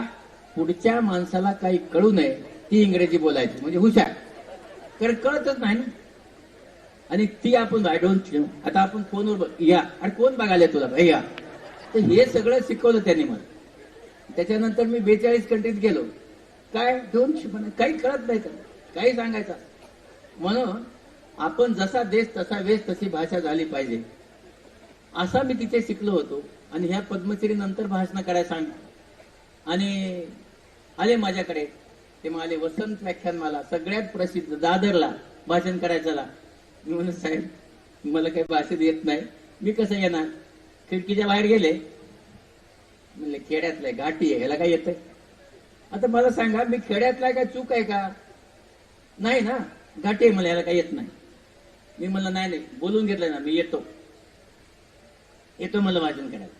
मी गेलो तिथं भाषण करायला, 500 शिकलेले लोक बसलेले. मी पोरांना शिकवत होतो, पोरांना शिकवायला काय कठीण. हे सगळे शिकलेली माणसं ऐकणार आहेत. तरी मी पहिल्यांदा गेलो, थोडे हात पाय असे कापत होते. 30 मिनिटं भाषण केलं. काय केलं मला आजही माहित नाही. झालं भाषण, खुश झालो, 30 मिनिटं बोललो. आणि आता घरी जाणार तेवढ्यात एक आजी उठली आणि तिने एक मला कागद दिला. आणि त्या कागदावर लिहिलं होतं की नेहमीसाठी डोळे चांगले कसे ठेवावे. आता मी विज्ञानाचा विद्यार्थी, मी तिला सांगितलं, आजी डोळ्यामध्ये नैसर्गिक अश्रू येतात, अश्रूमध्ये अन्न असतं, ते डोळ्यात येत असतं, त्याच्यामुळे वेगळी काळजी घ्यायची गरज नाही. कुणीतरी वेगळी काळजी घेत आहे का? नाही. आजी काय म्हणली मला वाटलं तू पद्मश्री झाला, तुला काहीतरी येत असेल, तुला काही येत नाही. असं होऊ शकतं. मग आता मी काय म्हटलं, ठीक आहे आजी, जाता आजी थंड पाण्याने डोळे धुव म्हणे सकाळ संध्याकाळ. हा बरोबर आहे म्हणले, आता तुला कळालं. पण आता जसं इथं पत्रकार बसलेत ना, तसं जयश्री बसली होती खाडीलकर. दुसऱ्या दिवशी सकाळी त्यांनी नवाकाळमध्ये बातमी छापली, थंड पाण्याने डोळे धुवावे, पद्मश्री डॉक्टर तात्याराव लहाने, त्यांचा नंबर फलाना फलाना फलाना. अरे मी एवढा खुश झालो, एवढी मोठी बातमी कापली, खुश. मला सांगा ना, तुमच्या नावाने बातमी फोटो सहित आले तर किती खुश व्हाल. लावून टाकली. पण थोडे दिवसांनी ते बातमीचा जरा विरोध झाला, मला फोन यायला सुरू झाला. ते तुम्ही तात्याराव लहाने का? म्हणलं हो. ते थंड पाणी सांगितलं ना तुम्ही? म्हणलं सांगितलं. ते पाणी फ्रीजर मध्ये ठेवायचं का खाली ठेवायचं? कठीणच. पुन्हा फोन यायचा, त्या पाण्याचं तापमान किती ठेवायचं? मला आता थर्मामीटर घेऊन बसावं लागेल. मग पुन्हा मला एका दादरला बोलवलं, स्वप्न जगा स्वप्न बघा. मला आलो दादरला येतो. गेलो भाषण करायला. मला अरे ते वसंत व्याख्यान कोण कोण होता? लगेच सगळ्यांनी हातोड केला, कारण ऐकणारे तेवढेच असतात, सगळे ऐकायला येत नाही. म्हणजे श्रोता वर्ग ठरलेला असतो. आणि लगेच सांगितलं आम्ही थंड पाण्याने डोळे धुतोय. म्हणलं नाही, बदला. मग काय बदला? मुंबईच्या नळाच्या पाण्याने डोळे धुवावे. म्हणजे मला कोणी विचारणार नाही. 3-4 दिवस कोणाचा फोन आला नाही. आनंद झाला मला. 4 दिवसांनी एक फोन आला, तात्याराव लहाने का? म्हणलं हो. ते नळाचं पाणी? म्हणलं हो. ते सप मारायचं का हळूहळू मारायचं? पुन्हा फोन आला, ते पाणी डोळे बंद करून मारायचं का डोळे उघडे ठेवून मारायचं? मला सांगा, डोळे उघडे ठेवून सप मारल्या डोळा राहील का? म्हणजे इथून सांगितलेलं काही अडीअडचणी निर्माण करू शकतं. पण आता त्या सगळ्या अडीअडचणी ज्या आहेत, आता मी इथं बोलत असताना तसं गडबड करीत नाही, खूप भाषण केले, कळतं काय बोलायचं नाही. पण एक लक्षात ठेवा, आपल्या डोळ्याची काळजी घेत असताना डोळा बघत नाही, मेंदू बघतो. आणि इथून इथपर्यंत अजीवनसत्व घेऊन जातो. त्यामुळे गाजर, पपई, शेवग्याची शेंग, हिरव्या भाज्या याच्यामध्ये अजीवनसत्व असतं. ते घेतल्याने आपले डोळे चांगले राहतात. पण आता हे सांगितलं तर पुढच्या वेळेस निकम साहेब म्हणतील, इथलं तुझं शेवटचंही भाषण चुकलं का? मी गाजर सांगितलं, नेहमी अवेलेबल असतं. घरी गेलं की आई त्याला गाजराचा शिरा, गाजराचा उपमा, गाजराचा रस, ते गाजराचं करतो. म्हणून गाजर आठवड्यात ना एकदा, पपई 1 फोड, शेवग्याच्या शेंगा भाजी करून द्या, कच्च्या नाही.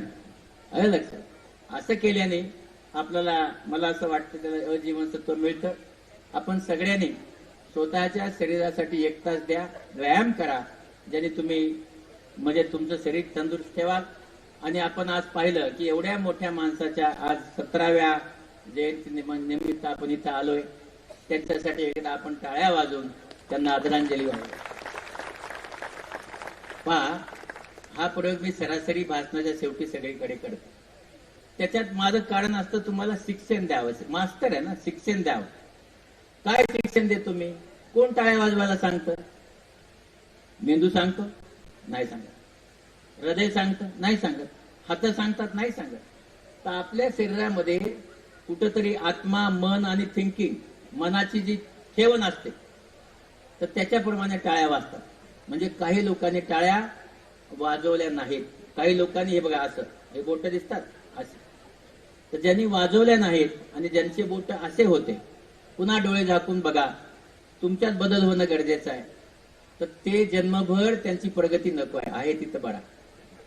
म्हणजे 40% तर 40%, 50ला जायचं नाही. म्हणून अशा नका वाजू. काही जणांनी आस्या वाजवल्या, म्हणजे मुलीला मार्क कमी पडले, बापाचं चुकलं, म्हणजे जन्मभर दुसऱ्याला दोष देणारा माणूस, तो कधी स्वतःवर काही येऊ देत नाही. आणि काही जणांनी अशा टाळ्या वाजवल्या, तर त्यांना ज्यांनी वाजवल्या त्यांची मनाची ठेवण प्रगतीकडे चालली, उंच जायचंय, उंच. आणि म्हणून सगळ्यांना सांगतो, साहेबांच्यासाठी सगळ्यांनी हात वर करायचे, हात वर, हात वर, आणि जोरात आवाज आला पाहिजे. अशा टाळ्या जोरात, मुलं हात एकदम जोरात टाळ्या वाजवायच्या, की अशी सगळी माणसं पुन्हा घडू दे.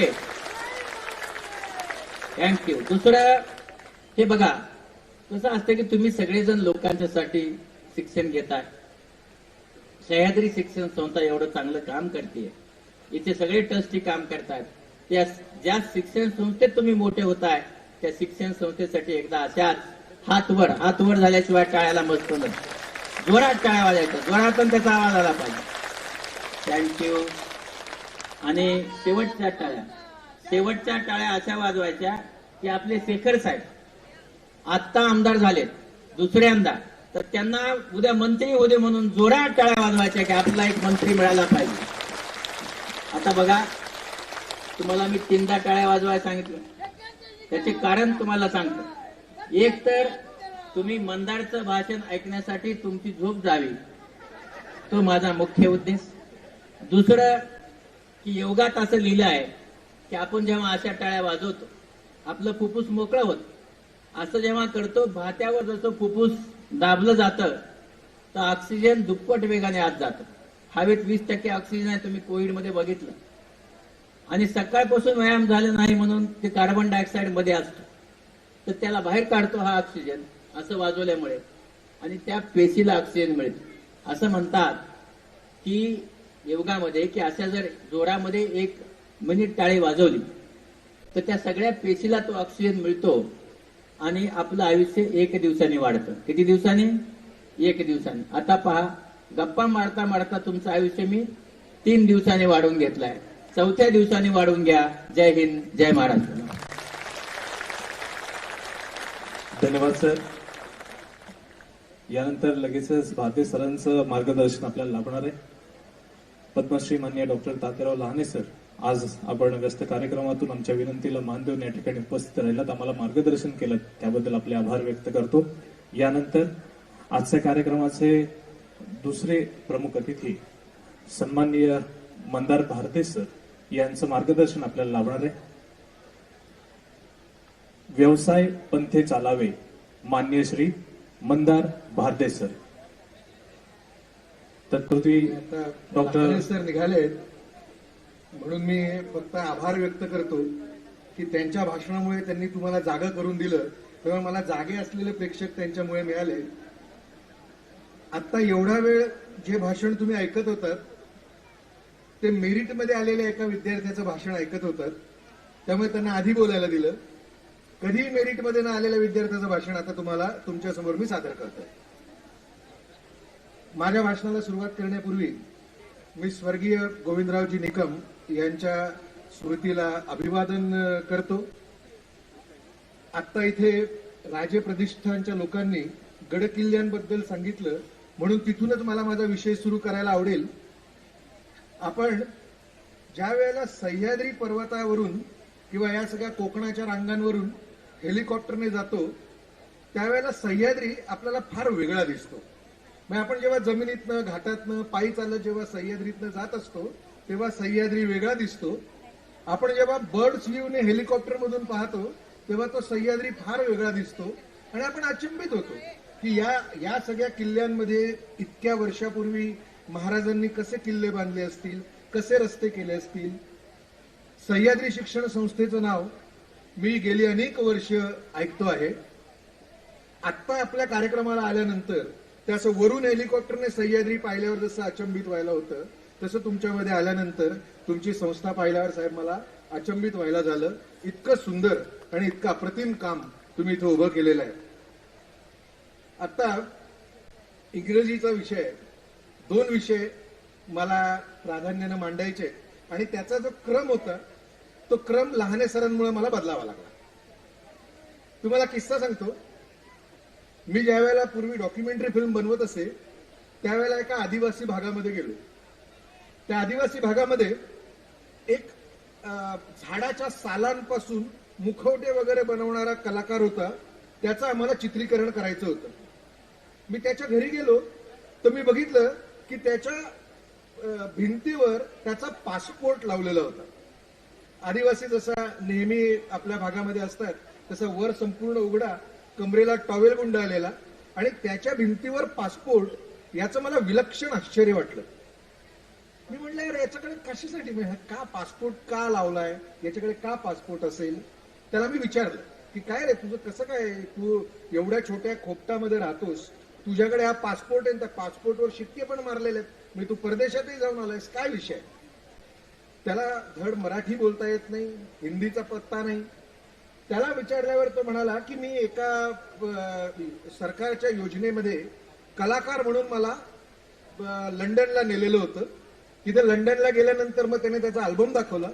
त्या अल्बम मध्ये लंडनच्या राणी बरोबर काहीतरी बर्मिंगहॅम पॅलेसमध्ये तो बोलतोय असं त्याचा फोटो होता.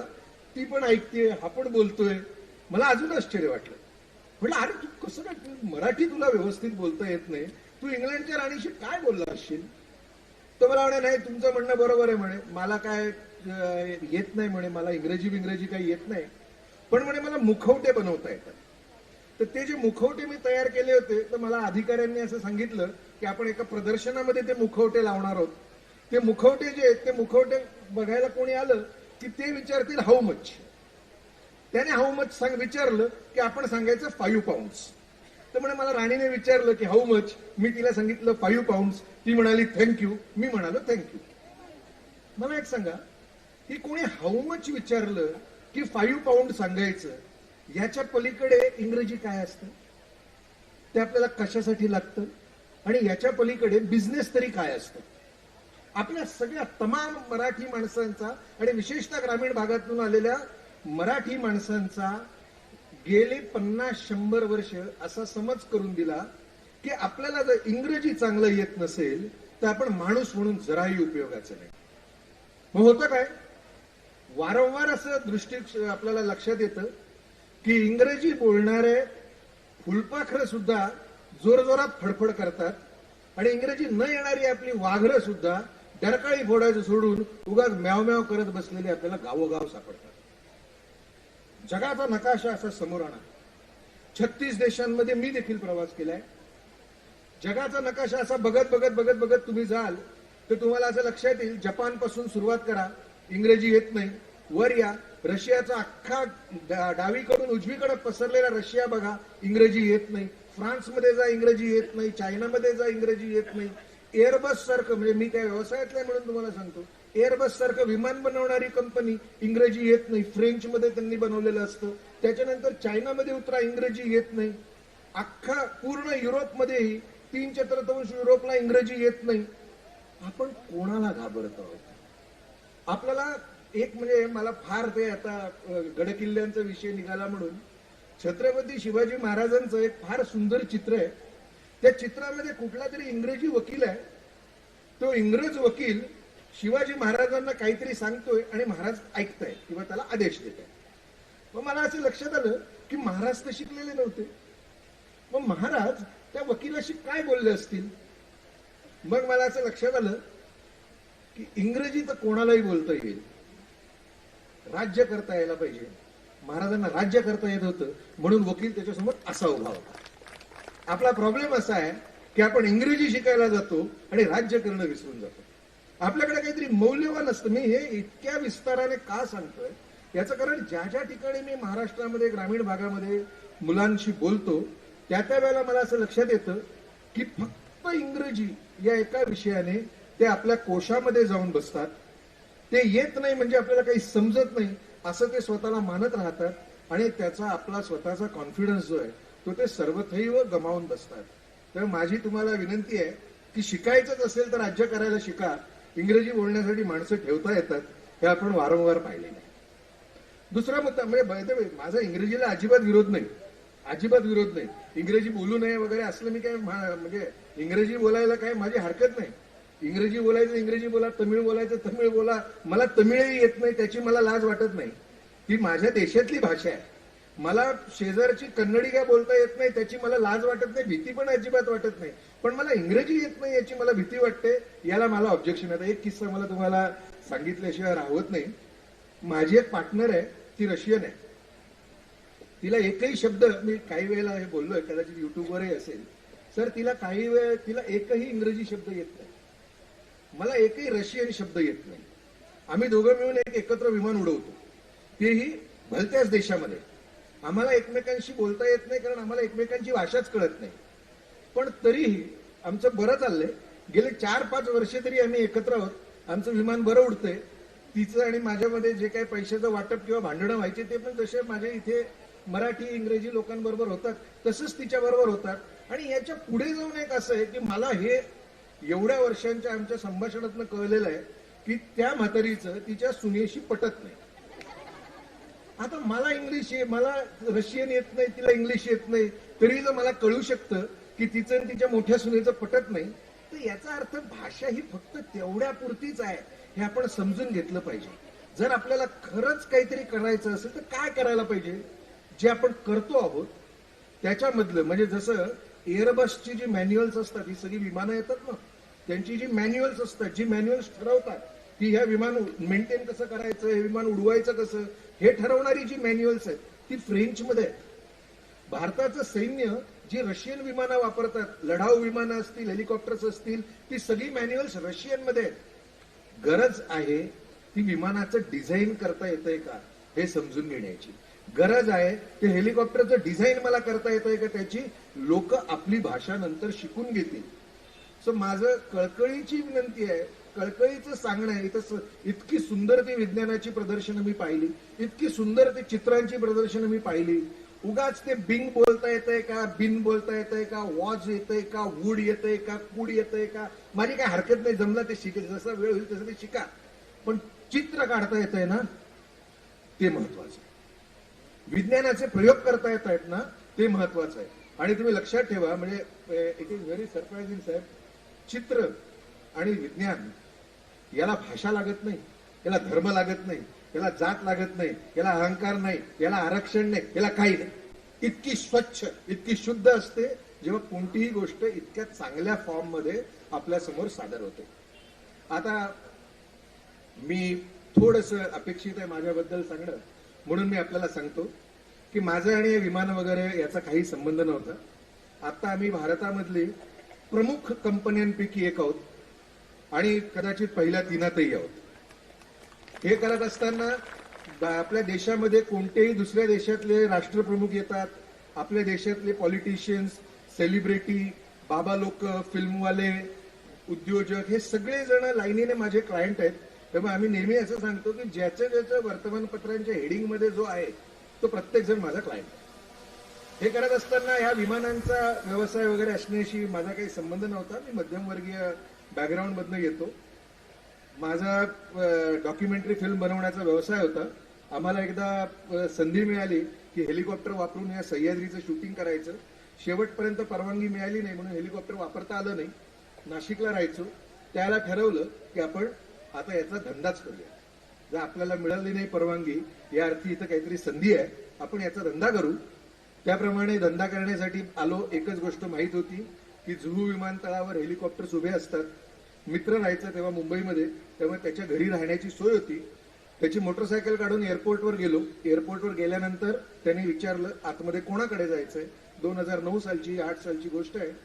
मला माहितच नव्हतं की कोण हेलिकॉप्टरचा धंदा करतं. मी त्याला म्हणलं यार मला हेलिकॉप्टरचा विमानाचा धंदा करायचा आहे, तर मला तू कोणाकडे तरी जाऊ दे, मग त्याच्याकडून मी शिकून घेईन की हे जो काय हेलिकॉप्टरचा धंदा कसा करायचा. तो म्हणे नाही कोणाकडे जायचं ते सांगा, तोपर्यंत जाता येणार नाही. असं मला लक्षात आलं की हे प्रकरण आता चालणार, मोठं चालणार. 8 वेळेला त्या गेटवरून मला हाकलून दिलं. 9व्यांदा आज आमचं ऑफिस आहे त्या एअरपोर्टवर, आमचं चांगलं ऑफिस आहे, आता बहुतेक तर सगळेच जण ओळखतात. 8 वेळेला हाकलून दिलं. 9व्यांदा कळलं की अरे एक जो कॉन्वॉय जातो नेते लोकांचा, त्या कॉन्वॉय मधनं गेलं तर आतमध्ये यायला देतात. त्याप्रमाणे मग मी एका कॉन्वॉय मधनं आतमध्ये शिरलो आणि that was my first entry into aviation. आता काय अर्ज होती, कसली अर्ज होती? मला माझी किस्सा यासाठी नाही सांगायचा आहे की असं काहीतरी मी केलंय म्हणून. अर्ज काय होती की ज्याच्यामुळे मी हे करू शकलो, आणि काय तुम्ही जर चूक करत असाल तर तुम्ही काय दुरुस्त करायला पाहिजे एवढंच मला सांगायचं.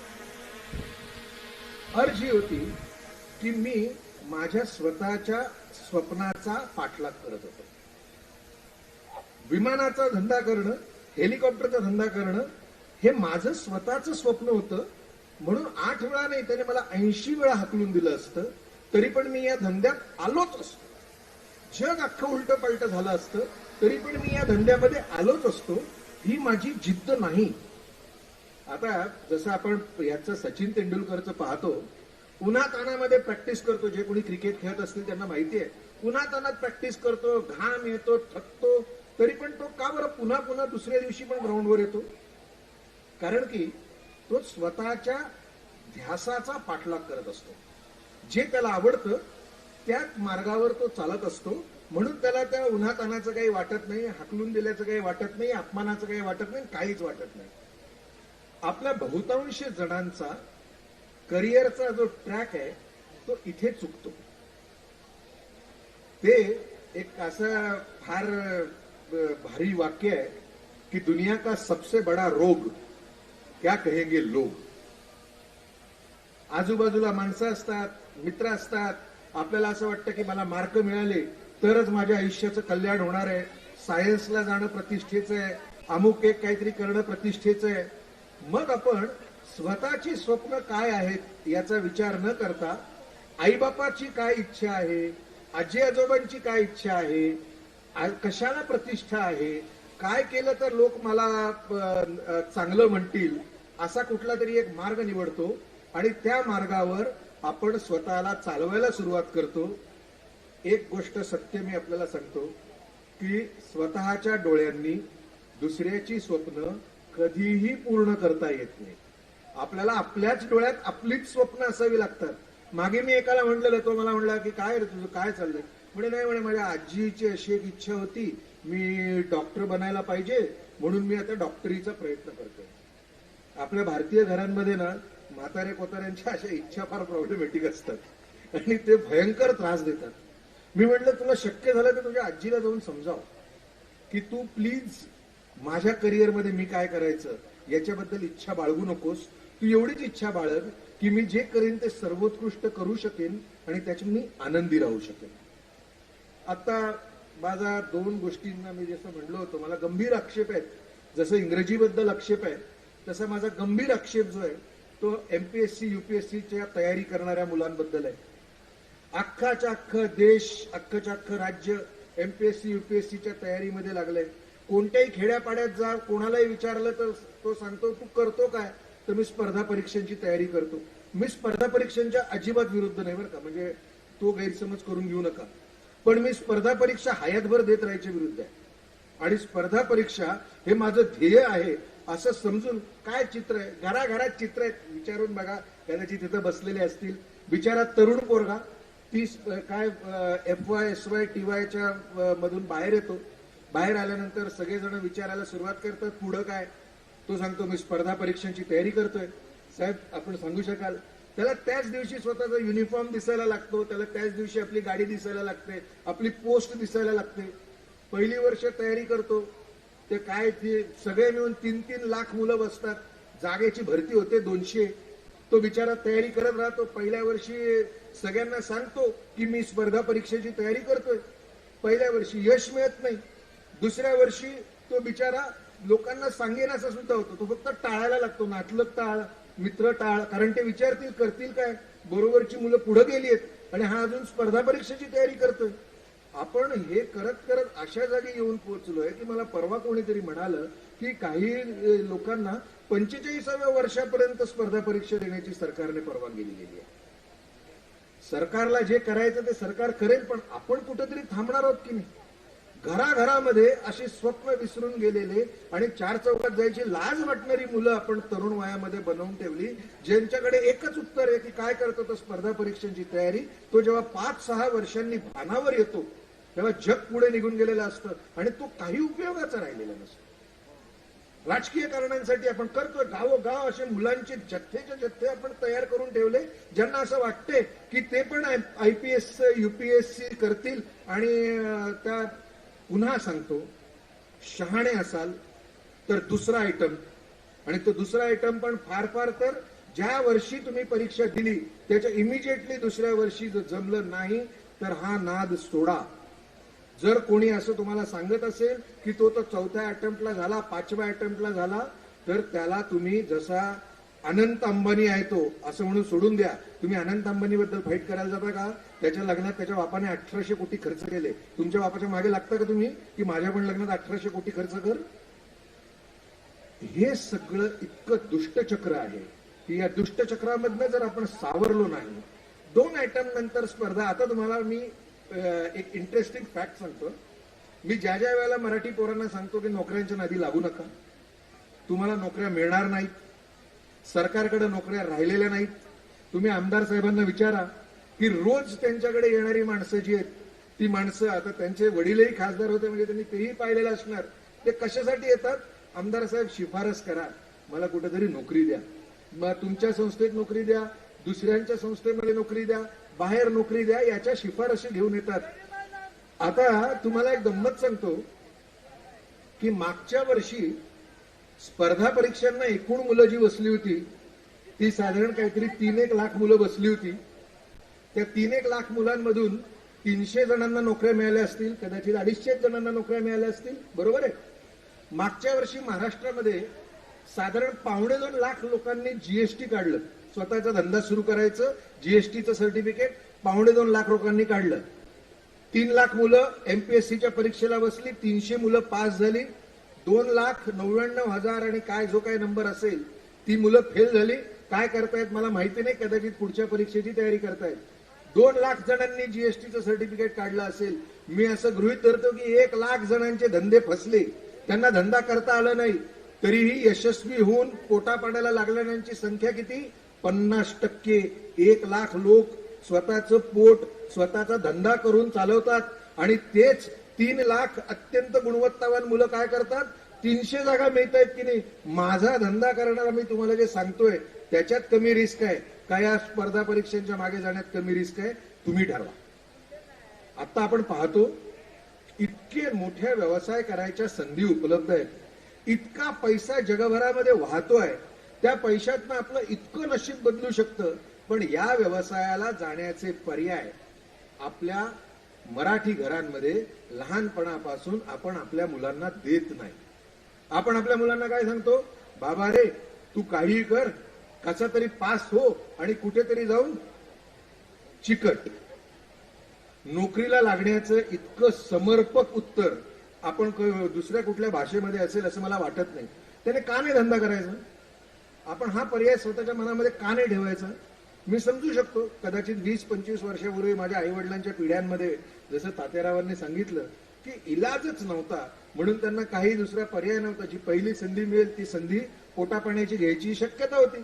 तुमची काय परिस्थिती आहे? आज जर आपण पाहिलं तर घरादारांमध्ये मुलांना सांगितलं जातं की बाबांनो नोकऱ्या करा. नोकऱ्या करण्याची एक सगळ्यात महत्वाची अडचण अशी आहे जी स्पष्टपणे सांगतो की भयंकर जास्त आणि मोठा पैसा मिळत नाही. आयुष्यभर तुम्हाला एका ठराविक पैशामध्ये आपले काही तास जे आहेत ते लिहून द्यावे लागतात. तुम्हाला तसं हवंय का? तुम्ही ठरवा, माझं काही म्हणणं नाही. माझ्या बाबतीत काय, मी व्यवसाय करतो म्हणून एक सांगू शकतो की मी मंगळवारी दुपारी सुद्धा एखाद्याच्या घरी जेवायला जाऊ शकतो. त्याच्यासाठी मला अर्ज करावे लागत नाही. मी आज इथे वर्किंग डेला आपल्या समोर कार्यक्रमाला येऊ शकतो आणि ही सगळी ताकद, ही सगळी शक्यता तुम्हाला तुमचा व्यवसाय देत असतो. जिथे नजर जाईल तिथे व्यवसायाच्या शक्यता आहेत. जिथे जिथे आपण बघू त्याचा व्यवसाय होऊ शकतो. उद्योग निघू शकतात, कारखाने निघू शकतात, सर्व्हिसेस उभ्या राहू शकतात.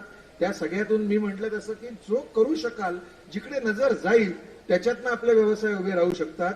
आपला प्रॉब्लेम असा आहे की आपण व्यवसायाचा पर्याय स्वतःच्या करिअरचा महत्वाचा पर्याय म्हणून निवडत नाही आणि जे सगळ्यात रिस्की काहीतरी आहे ते रिस्की काहीतरी आपण करायला जातो आणि मग त्या करण्यामध्ये अख्खं आयुष्य आपण अवघ्या काही रुपयांसाठी अख्खं आयुष्य आपण देऊन टाकतो.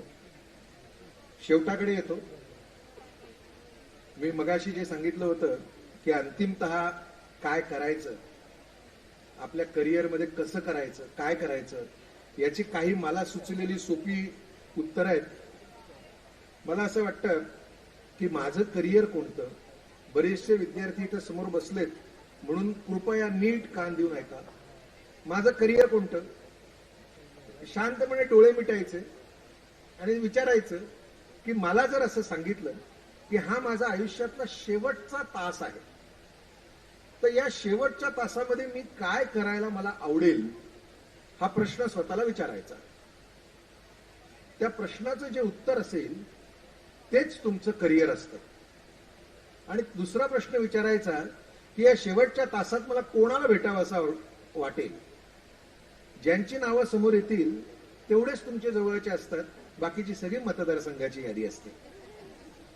आता हा प्रश्न विचारल्यानंतर तुम्हाला लक्षात येईल, मी स्वतःला हा प्रश्न विचारतो आणि मला असं लक्षात येतं की ज्या वेळेला मी डोळे, मला शेवटचा 1 तास आहे असं ज्या वेळेला कळेल, त्याही वेळेला मला हेलिकॉप्टरच्या पंख्याचा तो घर घर घर घर जो आवाज येतो ना, तो मला ऐकायला छान वाटेल, किंवा जेट इंजिनचा जो आवाज येतो तो मला ऐकायला आवडेल. असं तुमचं हेलिकॉप्टर कोणतं आहे, हा प्रश्न आपण स्वतःला विचारणार की नाही. माझं होतं म्हणून माझं बरं चाललंय. एखाद्याचं असं असू शकतं, खरंच असं असू शकतं की मला ना तो रंगांचा वास आणि रंगांचा जो पोत आहे तो बघायला मला छान वाटतं, मला चित्रच काढायचे.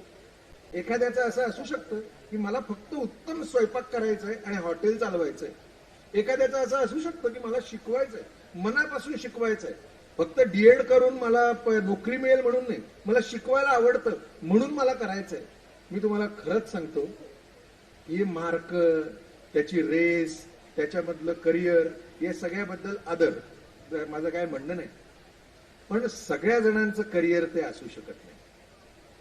तुमचं करिअर कोणतं, तर जो तुमचा ध्यास आहे, जे तुम्हाला करायला मनापासून आवडेल. मी तुम्हाला खात्रीनं सांगतो की अशी शेकडो उदाहरणं मी पाहिलेली आहेत, तुम्ही पाहिलेली असतील, की एखादा उत्तम डॉक्टर आहे, उत्तम MBBS करून त्याला चांगले मार्क मिळाले आणि तो डॉक्टर झाला, आणि आयुष्याच्या मधल्या टप्प्यावर आल्यानंतर त्याला जेव्हा विचारलं की अरे राजा, तू खुश आहेस का, तुला छान आनंद मिळतोय का, तर तो तुम्हाला असं सांगेल, नाही यार, मला ऍक्च्युली ना मला बासरी वाजवायची होती आयुष्यभर, पण मला बासरी वाजवायच्या ऐवजी मी असंच माझ्या आई बापाचं ऐकलं, त्यांना मला वाटलं की याला काय वाटेल त्याला काय वाटेल याचा विचार केला आणि मी MBBS झालो, पण मला स्वतःला मात्र बासरी वाजवायला आवडते. फेल झाला ना तो डॉक्टर, काय त्याचा उपयोग. असं तुमची स्वतःची काही बासरी आहे का, तुम्हाला मनापासून असं काही वाटतंय का, तेच करा. अख्खं जग, अख्खे नातलग, आजूबाजूची माणसं, म्हाताऱ्या कोताऱ्या घरातल्यांची स्वप्न, सगळ्याचा विचार करू नका. फक्त एका गोष्टीचा विचार करा, जे मला करिअर म्हणून करायचंय ते मला आवडतं का, जे माझं करिअर आहे त्याचा मला ध्यास आहे का, ते मला करावं असं वाटतंय का. आणि त्याच्यानंतर जी उत्तरं तुम्हाला मिळतील ती तुमच्या असं लक्षात येईल की मग तुम्ही जे काही करत असाल त्यातलं सर्वोत्कृष्ट तुमच्या हातून जन्माला येईल. मला आर्किटेक्ट व्हायचं आहे आणि मी जर का IAS ऑफिसर झालो तर मी नंतर ज्या बिल्डिंग बनवीन त्या बिल्डिंगमध्ये काही अर्थ असणार नाही. त्या बिल्डिंगचं कदाचित डिझाईन गव्हर्नमेंटने मान्य केलेलं असेल, पण त्या डिझाईनमध्ये जान नसेल, त्या डिझाईनमध्ये ती ओढ नसेल. अशी कसली ध्यास माझा आहे, कसली ओढ माझी आहे. जर शक्य झालं तर जी मुलं बसली आहेत त्यांनी एकदा प्रयोग करून बघा. कोणाला दाखवू नका, मला दाखवू नका, स्वतःशी तरी प्रामाणिक राहा आणि लिहून काढा की हे जे मी करतो आहे हेच मला, माझा जर हा शेवटचा तास आहे, या तासात करायचं असेल तर मी करेन का. आणि याचं उत्तर जर नाही असेल तर जे करताय ते सोडून द्या, आत्ताच्या आत्ता सोडून द्या. कितीही त्याला पैसे लागले असतील, प्रतिष्ठा लागली असेल तरी सोडून द्या, कारण आयुष्य खूप मोठं आहे ते करायला. अरे भीमसेन जोशींचं जर तुम्ही पाहिलं असेल तर भीमसेन जोशी आयुष्याच्या शेवटपर्यंत म्हातारा गाणं गात राहिला, भारतरत्न झाल्यानंतर पण गाणं गात राहिला, सकाळी उठून पहाटे पहाटे रियाज करत राहिला. त्यांना त्या रियाजाचे श्रम नाही झाले. त्या रियाजाचा त्यांना त्रास नाही झाला. का? कारण गाणं त्यांना गायचं होतं, त्यांना ते आवडत होतं, म्हणून त्यांना श्रम नाही झाला. उद्या मला बसवाल गायला, मला गाणं येत नाही. उद्या मी जर का मला कोणीतरी सांगितलं की भीमसेन जोशी झाल्यावर मोठी प्रतिष्ठा मिळते, म्हणून मंदार भारती जर भीमसेन जोशी व्हायला गेला आणि म्हणून तो रियाजही करेल, तो वाद्यही शिकेल, तो कदाचित सगळं पॉलिटिक्स करून एक 4-5 कार्यक्रम पण मिळवेल, त्याला ताण घेता येणार नाही. त्याला बाकी प्रतिष्ठा वितिष्ठा सगळं मिळवता येईल. आयुष्यात महत्वाची ताण घेता येते का? एकच चित्र म्हणजे मी जसं सर क्रेज मला वाटली, मोठे मोठे तुमचं सगळं पाहिलं, उद्या मी कॅनव्हास घेऊन आलो आणि मी म्हटलं की नाही नाही चित्रकार होणं छान आहे, आपण चित्र काढूयात. म्हणून मी चित्र काढायला लागलो तर ती चित्र किती वाईट येते, कारण तो माझा ध्यास नाही. तुम्हाला असं तुमचं कोणतं चित्र आहे, असा तुमचा कोणता सूर आहे, असं काय आहे जे तुम्हाला मनापासून करावं असं वाटतं, ते जेव्हा तुम्ही करत असाल ना तेव्हा तुम्ही थकणारही नाही. मग तुम्हाला सकाळी कोणाला उठवावंही लागणार नाही, मग तुम्हाला परीक्षेचं टेन्शनही येणार नाही, मग तुम्हाला माझ्या करिअरमध्ये काय होईल याची भीतीही वाटणार नाही. आणि त्या माणसामधून जे जन्माला येईल ते सर्वोत्तम करिअर असेल, जे कदाचित उत्तम डिझाईन करत असेल, कदाचित चित्र करत असेल, कदाचित माझ्यासारखा व्यवसाय करत असेल, कदाचित शिकवत असेल, कदाचित प्रशासकीय सेवेमध्ये असेल. सो आपल्या करिअरचा निर्णय जी मुलं आता बसली आहेत ते घेत असताना प्रतिष्ठेचे जोडे बाहेर काढून ठेवा, लोक काय म्हणतील याचे जोडे बाहेर काढून ठेवा, मित्र काय करतोय, मैत्रीण काय करते याचे जोडे बाहेर काढून ठेवा. आणि त्यानंतर जे नितळ सत्व राहील ते सत्व स्वतःचं करिअर म्हणून स्वीकारा. ते एक नॉन करप्ट करिअर असेल. आता आपल्याकडे जे आहे ना, आपण उगाच इकडच्या तिकडच्या भ्रष्टाचाराबद्दल बोलतो. मला दिसतं की ज्याला शिक्षक व्हायचं आहे तो जर मोठा इंजिनियर होऊन काम करत असेल तर तो भ्रष्टाचार आहे. ज्याला इंजिनियर व्हायचं आहे तो आर्किटेक्ट बनून काम करत असेल तर तो भ्रष्टाचार आहे. ज्याला गाणं म्हणायचंय तो डॉक्टर बनून हॉस्पिटल चालवत असेल तर तो भ्रष्टाचार आहे. त्याच्यापेक्षा मोठा भ्रष्टाचार दुसरा कुठलाही नाही, ज्याच्यामध्ये मला ज्या कामाचे पैसे मिळतात ते मला तर मनापासून करावं असं वाटतच नाहीये आणि ते मी इतरांसाठी करतोय, याच्या पलीकडचा कुठला भ्रष्टाचार असू शकत नाही. तुम्हाला सगळ्यांना समारोपाला येताना 3 गोष्टींचं सांगणं. एक, स्वतःचा मार्ग जो आहे त्याच मार्गावर तरुण आहात तुम्ही सगळे. मला कधी कधी असं वाटायला लागतं की मी ज्या वेळेला विमानाचा धंदा करायचं ठरवत होतो त्याला मला आमच्याकडे एक मोटरसायकल होती आणि बस एवढंच होतं, म्हणजे असं काही नव्हतं दुसरं. पण मला वाटलं की ठीक आहे, हे हवात उडतंय आणि कोणीतरी विकत घेतंय, मी पण घेऊ शकतो. आत्ता नाही, नंतर घेता येईल. आणि इव्हेंच्युअली आम्ही ती विकतही घेतली, धंदाही केला, लॉसही खाल्ला, प्रॉफिटही झालं, चांगलं चाललंय आमचं. का बरं त्रास होत नाही? एवढे सगळे प्रॉब्लेम्स असतात, का त्रास होत नाही? स्वतःच्या मार्गावर चाललोय आणि बरं वाटतंय. आत्ताची जी तरुण मुलं आहेत, मला असं मगाशी जसं लहाने सर म्हणले, त्यांना त्या मोबाईलमधनं काही सुचत नाही. त्यांचा मेंदू नाही आहे जागेवर, त्यांचा मेंदू विचार करू शकत नाही. त्यांना असं वाटतंय, म्हणजे आत्ताही खरं म्हणजे काही जण रेकॉर्ड करतोय, ते ऐकू पण शकले असते माझं, नंतर मी कुठून तरी रेकॉर्ड केलं, पण त्यांना असं वाटतं नाही मी रेकॉर्ड केलं नाही तर काहीतरी गमावून बसेल. तर काय गमावून बसतायत याचं उत्तर आहे की ते हिंमत गमावून बसतात. आता त्यांना इन्फ्लुएन्सर्स सारखं व्हायचंय. ते इन्फ्लुएन्सर्स त्यांच्या घरातनं आलेत, ते इन्फ्लुएन्सर्स त्यांच्या आजूबाजूला नातलगांमधनं आलेत, ते इन्फ्लुएन्सर्स युट्यूबमधनं आलेत. तो इन्फ्लुएन्सर त्यांच्या स्वतःतनं येत नाहीये आणि मला हे खूप धोकादायक वाटतंय. जर तुम्हाला शक्य असेल तर हे जे तुमचे स्वतःची करिअर आहेत याचा पुनर्विचार करा.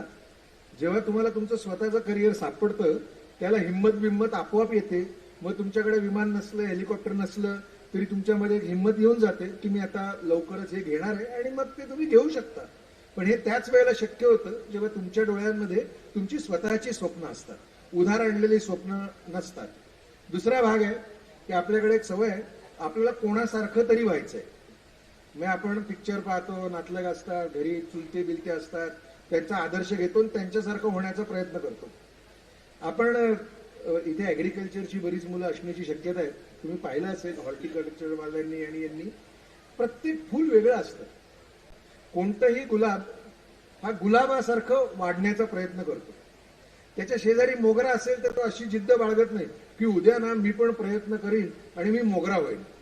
कोणत्याही मोगऱ्याची आई त्या मोगऱ्याला असं सांगत नाही की तू उद्यापासून जास्वंदासारखा हो. माझे शेजारी जी आहे ना तिचा मुलगा जास्वंद आहे तर तू पण जास्वंदासारखा वाढ, असं कोणतीही मोगऱ्याची आई त्या मोगऱ्याला सांगत नाही. तो मोगरा मोगऱ्यासारखा वाढतो. माणसांच्या मुलांचे हे प्रॉब्लेम झाले की मोगऱ्याला जास्वंदासारखं वाढायचं, जास्वंदाला झेंडूचा हेवा वाटतोय, झेंडूला वाटतंय की गुलाबाला इज्जत आहे, गुलाबाला असं वाटतं की त्याचं ते तर काहीच नाही. चमेली जी आहे ना त्याची पॉलिटिकल वट खूप आहे. एकही जण स्वतःसारखं वाढायला तयार नाही. प्रत्येक जण दुसऱ्यासारखं वाढायचा प्रयत्न करतोय. भाषणाचा शेवट करत असताना हा शेवट मी अशाच प्रार्थना तुमच्यासाठी करीन की तुमच्यातल्या मोगऱ्याला मोगऱ्यासारखं वाढता यावं, तुमच्यातल्या गुलमोहराला गुलमोहरासारखं वाढता यावं, तुमच्यातल्या चमेलीला चमेली असण्याचा संकोच वाटू नये आणि तुमच्यामधलं जे जे फूल तुमच्यातनं आहे ते सुंदर उमलावं आणि त्याने या सगळ्या जगाला आनंद द्यावा अशी शुभेच्छा, अशा प्रार्थना तुमच्याबद्दल मी मनापासून व्यक्त करतो.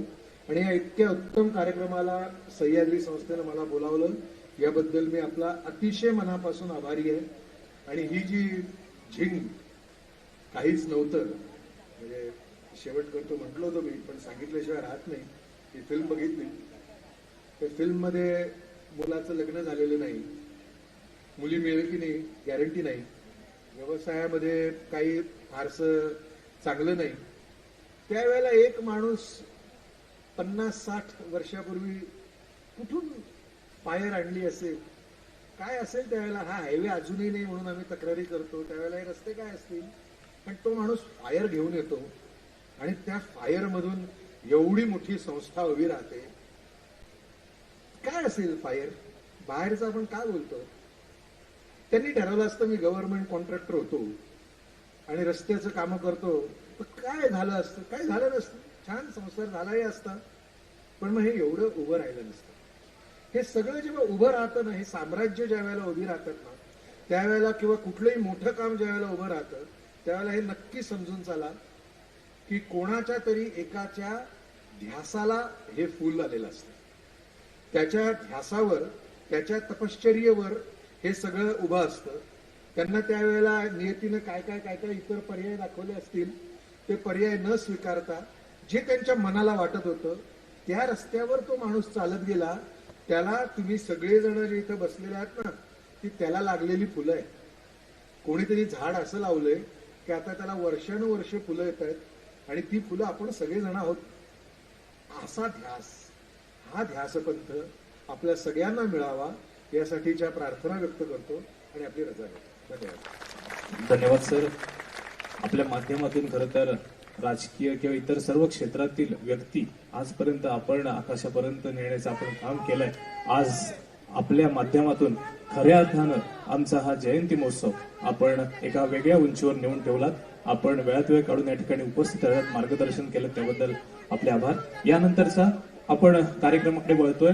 रोशन पुरस्कार सह्याद्री परिवारातील डॉक्टर अनीस रंगवाला सर यांच्या संकल्पनेतून व त्यांच्या सहकार्यातून आपण एक विशेष सन्मान दरवर्षी या ठिकाणी करतो, ज्याचं नाव आहे रोशन पुरस्कार. कृषी विभागातील 2 व इतर विभागातील 1 शिक्षकेतर कर्मचारी यांच्या विशेष व प्रामाणिक कामगिरीबद्दल सह्याद्री परिवारातर्फे आपण हा विशेष सन्मान करतो, ज्याचं नाव आहे रोशन पुरस्कार. आजच्या या वर्षीच्या हे 3 पुरस्कार प्राप्त ज्या व्यक्ती असतील त्यांना मी व्यासपीठावरती बोलवतो. सुरुवातीला शरदचंद्रजी पवार कृषी महाविद्यालय खरवते देवली येथे काम करणारे, सन 2009 ते 2025 आतापर्यंत कार्यरत असणारे, कार्यालयीन कामकाजामध्ये अग्रेसर, विद्यापीठाशी संबंधित कामे वेळेत व अचूक पूर्ण करणारे, परीक्षा विभागामध्ये महत्वाची जबाबदारी सांभाळणारे, संगणकामध्ये विशेष प्रावीण्य, होतकरू, प्रामाणिक, कष्टाळू म्हणून ज्यांना ओळखलं जातंय ते सचिन नंदकुमार शेंबेकर. मी आपल्याला विनंती करतो की आपण व्यासपीठावरती यावं आणि आजच्या कार्यक्रमाचे प्रमुख अतिथी श्री मंदार भारदे सर आपल्या शुभ हस्ते हा रोशन पुरस्कार सचिन शेंबेकर यांना आपण प्रदान करावा अशी मी आपणास विनंती करतो.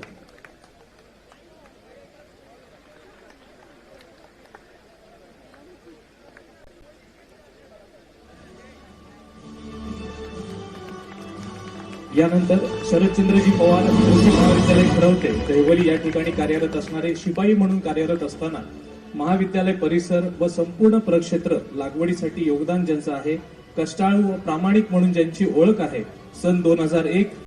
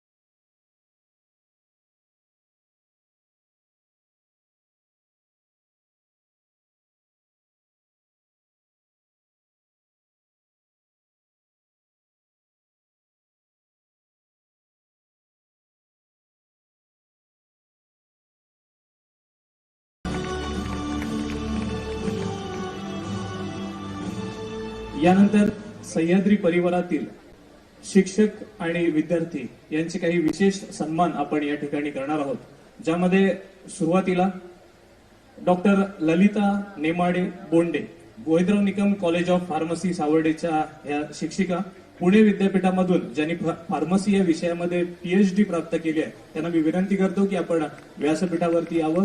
मी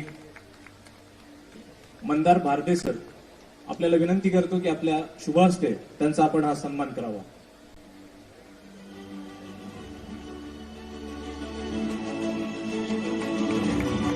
यानंतर डॉक्टर हरिश्चंद्र सोमा भागडे, खरोते कृषी विभागात कार्यरत असणारे हे शिक्षक मृदुशास्त्र विषयात, ज्यांनी डॉक्टर बाळासाहेब सावंत कोकण कृषी विद्यापीठ या विद्यापीठातून आपली PhD पूर्ण केली. तर डॉक्टर हरिश्चंद्र सोमा भागडे, मी मंदार भारदे सर आपल्याला पुन्हा एकदा विनंती करतो की आपल्या शुभ हस्ते त्यांचा आपण हा सन्मान करावा. यानंतर आपल्या सह्याद्री शिक्षण संस्थेचा विद्यार्थी आपल्या इथूनच ग्रॅज्युएशन पूर्ण केल्यानंतर ऑस्ट्रेलिया या देशामध्ये जाऊन युनिव्हर्सिटी ऑफ क्वीन्सलँड या युनिव्हर्सिटीमधून ज्यांनी आपलं masters in agriculture subject horticulture ज्यांनी कंप्लीट केलं, एवढ्यावरच न थांबता तर ऑस्ट्रेलियाच्या गव्हर्नमेंट सोबत ज्यांनी काम केलं याचा आम्हाला नक्कीच अभिमान आहे. मी मंदार भारदे सर आपल्याला विनंती करतो आपल्या शुभ हस्ते आमचा हा विद्यार्थी अनिरुद्ध शेखर निकम याचा आपण विशेष सन्मान या ठिकाणी करावा. एवढ्या मोठ्या देशाच्या गव्हर्नमेंट सोबत देखील काम करणं हे देखील आमच्यासाठी अभिमानाची गोष्ट आहे. धन्यवाद. यानंतर आपण काही विशेष गौरव करतोय आपल्या विद्यार्थ्यांमधून. बीटेक फूड टेक्नॉलॉजी याच्यामध्ये डॉक्टर बाळासाहेब सावंत कृषी विद्यापीठातून जिने गोल्ड मेडल मिळवलंय अकॅडमिक्स मध्ये, ती कुमारी राठी विधी मनोज, हिला विनंती करतो की तिने व्यासपीठावरती यावं. मी ऑलिव्हर मर्चंट यांना विनंती करतो की आपल्या शुभ हस्ते तिचा हा सन्मान करावा. I would like to request mister Oliver Merchant sir to please felicitate.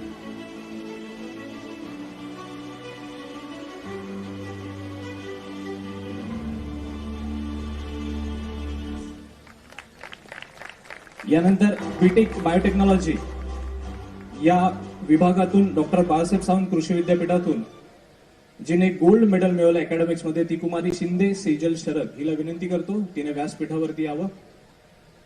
Again I will request mister Oliver Merchant please felicitate हर.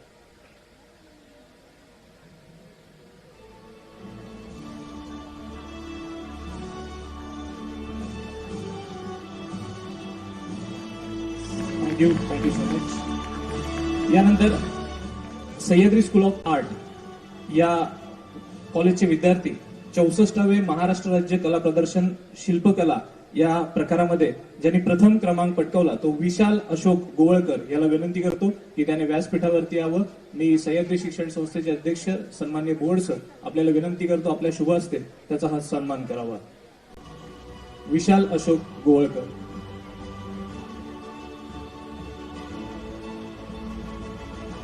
चौसष्टावे महाराष्ट्र राज्य कला प्रदर्शनामध्ये शिल्पकलेमध्ये याने प्रथम क्रमांक पटकावला. आपल्या सह्याद्रीचा हा विद्यार्थी प्रत्येक वर्षी या महाविद्यालयाला हे यश मिळत असतं.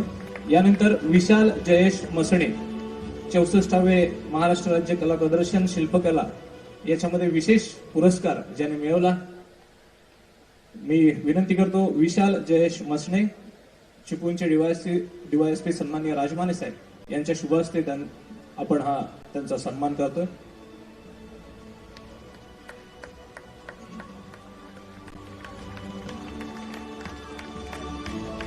यानंतर स्पोर्ट्स या प्रकारामध्ये सिनियर कॉलेज सावर्डेचे तन्वी सुर्वे मुंबई विद्यापीठामध्ये पॉवर लिफ्टिंग मध्ये जिने सुवर्ण पदक मिळवलं तिला विनंती करतो की तिने व्यासपीठावरती यावं. तन्वी सुर्वे.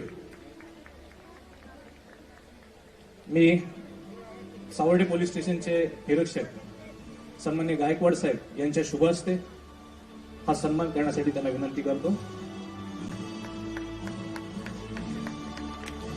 यानंतर रुपल पटेल मुंबई विद्यापीठामध्ये धनुर्विद्या या क्रीडा प्रकारामध्ये जिने गोल्ड मेडल मिळवलं आणि ओडिसा येथे राष्ट्रीय धनुर्विद्या स्पर्धेमध्ये जिने प्रतिनिधित्व केलं ती रुपल पटेल. हिला विनंती आहे की तिने व्यासपीठावरती यावं.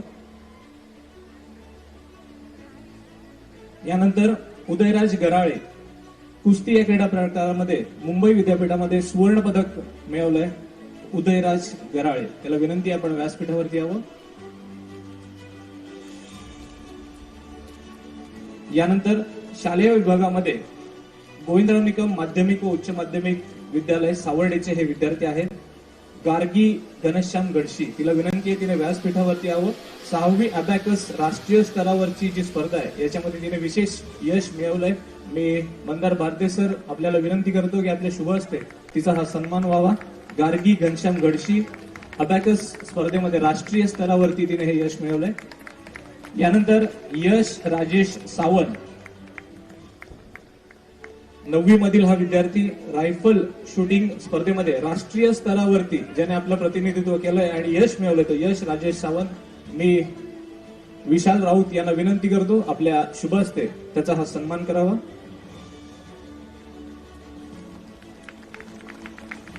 यानंतर उमेरा हुमायून सय्यद इयत्ता 8वी राज्यस्तरीयवरील धावणे या क्रीडा प्रकारातील ही खेळाडू दरवर्षी ही सह्याद्रीची विद्यार्थिनी बक्षीस मिळवत असते.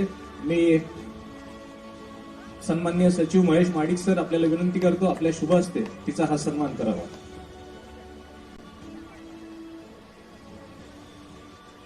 यानंतर शुभम नवरन 12वी मधील हा विद्यार्थी कबड्डी या क्रीडा प्रकारामध्ये राज्य स्तरावरती आपलं प्रतिनिधित्व करतो तो शुभम नवरन. मी प्रकाश राजेश शेळके सर आपल्याला विनंती करतो आपल्या शुभ हस्ते त्याचा हा सन्मान करावा.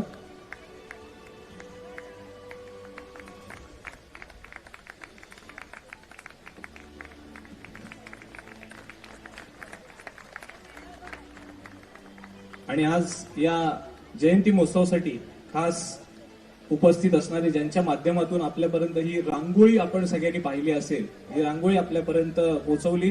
रांगोळीतून संपूर्ण भारतभर धार्मिक व सामाजिक प्रबोधन करण्याचा ज्यांचा निर्धार आहे ते सुनील कुंभार हे या ठिकाणी उपस्थित आहेत. मी प्रशांत निकम सर आपल्याला विनंती करतो आपल्या शुभ हस्ते त्याचा आपण स्वागत आणि सन्मान करावा. आपल्या म्युझियम मध्ये निकम साहेबांची खास रांगोळी यांनी रेखाटली आहे. आपण सर्वांनी नक्कीच त्याला व्हिजिट द्यावी आणि पाहावी अशी ही रांगोळी.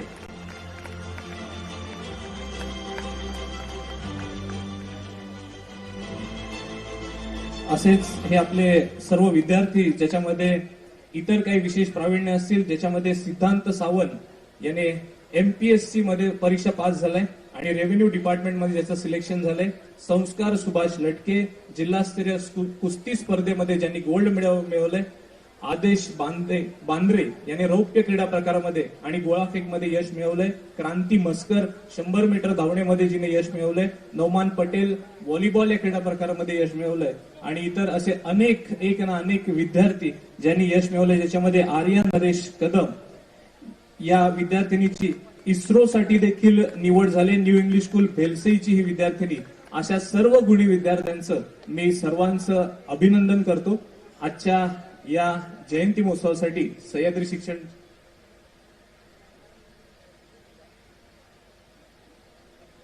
आज उपस्थित असणाऱ्या बीडीओ मॅडम आपल्याला विनंती आहे की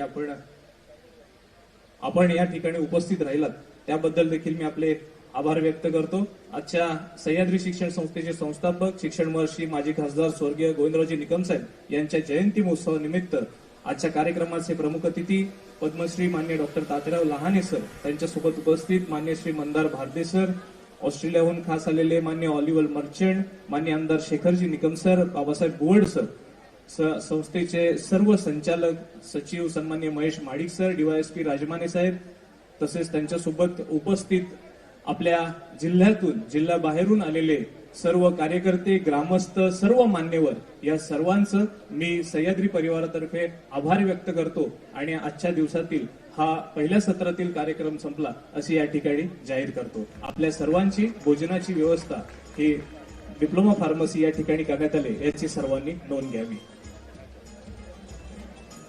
विद्यार्थ्यांसहित सर्वांची भोजनाची व्यवस्था करण्यात आली आहे. विशेष करून पत्रकार बंधू आपण सर्वजण या ठिकाणी उपस्थित राहिलात. पत्रकार बंधूंचे देखील मी विशेष आभार व्यक्त करतो. आणि दुपारी ठीक 3 वाजता याच ठिकाणी आपले विशेष कार्यक्रम होणार आहेत, ज्याच्यामध्ये आपण एक चित्रपटाचा मुहूर्त या ठिकाणी करणार आहोत. राधा गोविंद फाउंडेशन निर्मित शिक्षण महर्षी माजी खासदार स्वर्गीय गोविंदरावजी निकम साहेब यांच्या कर्तृत्ववान व कारकिर्दीवर आधारित चित्रपट निर्मिती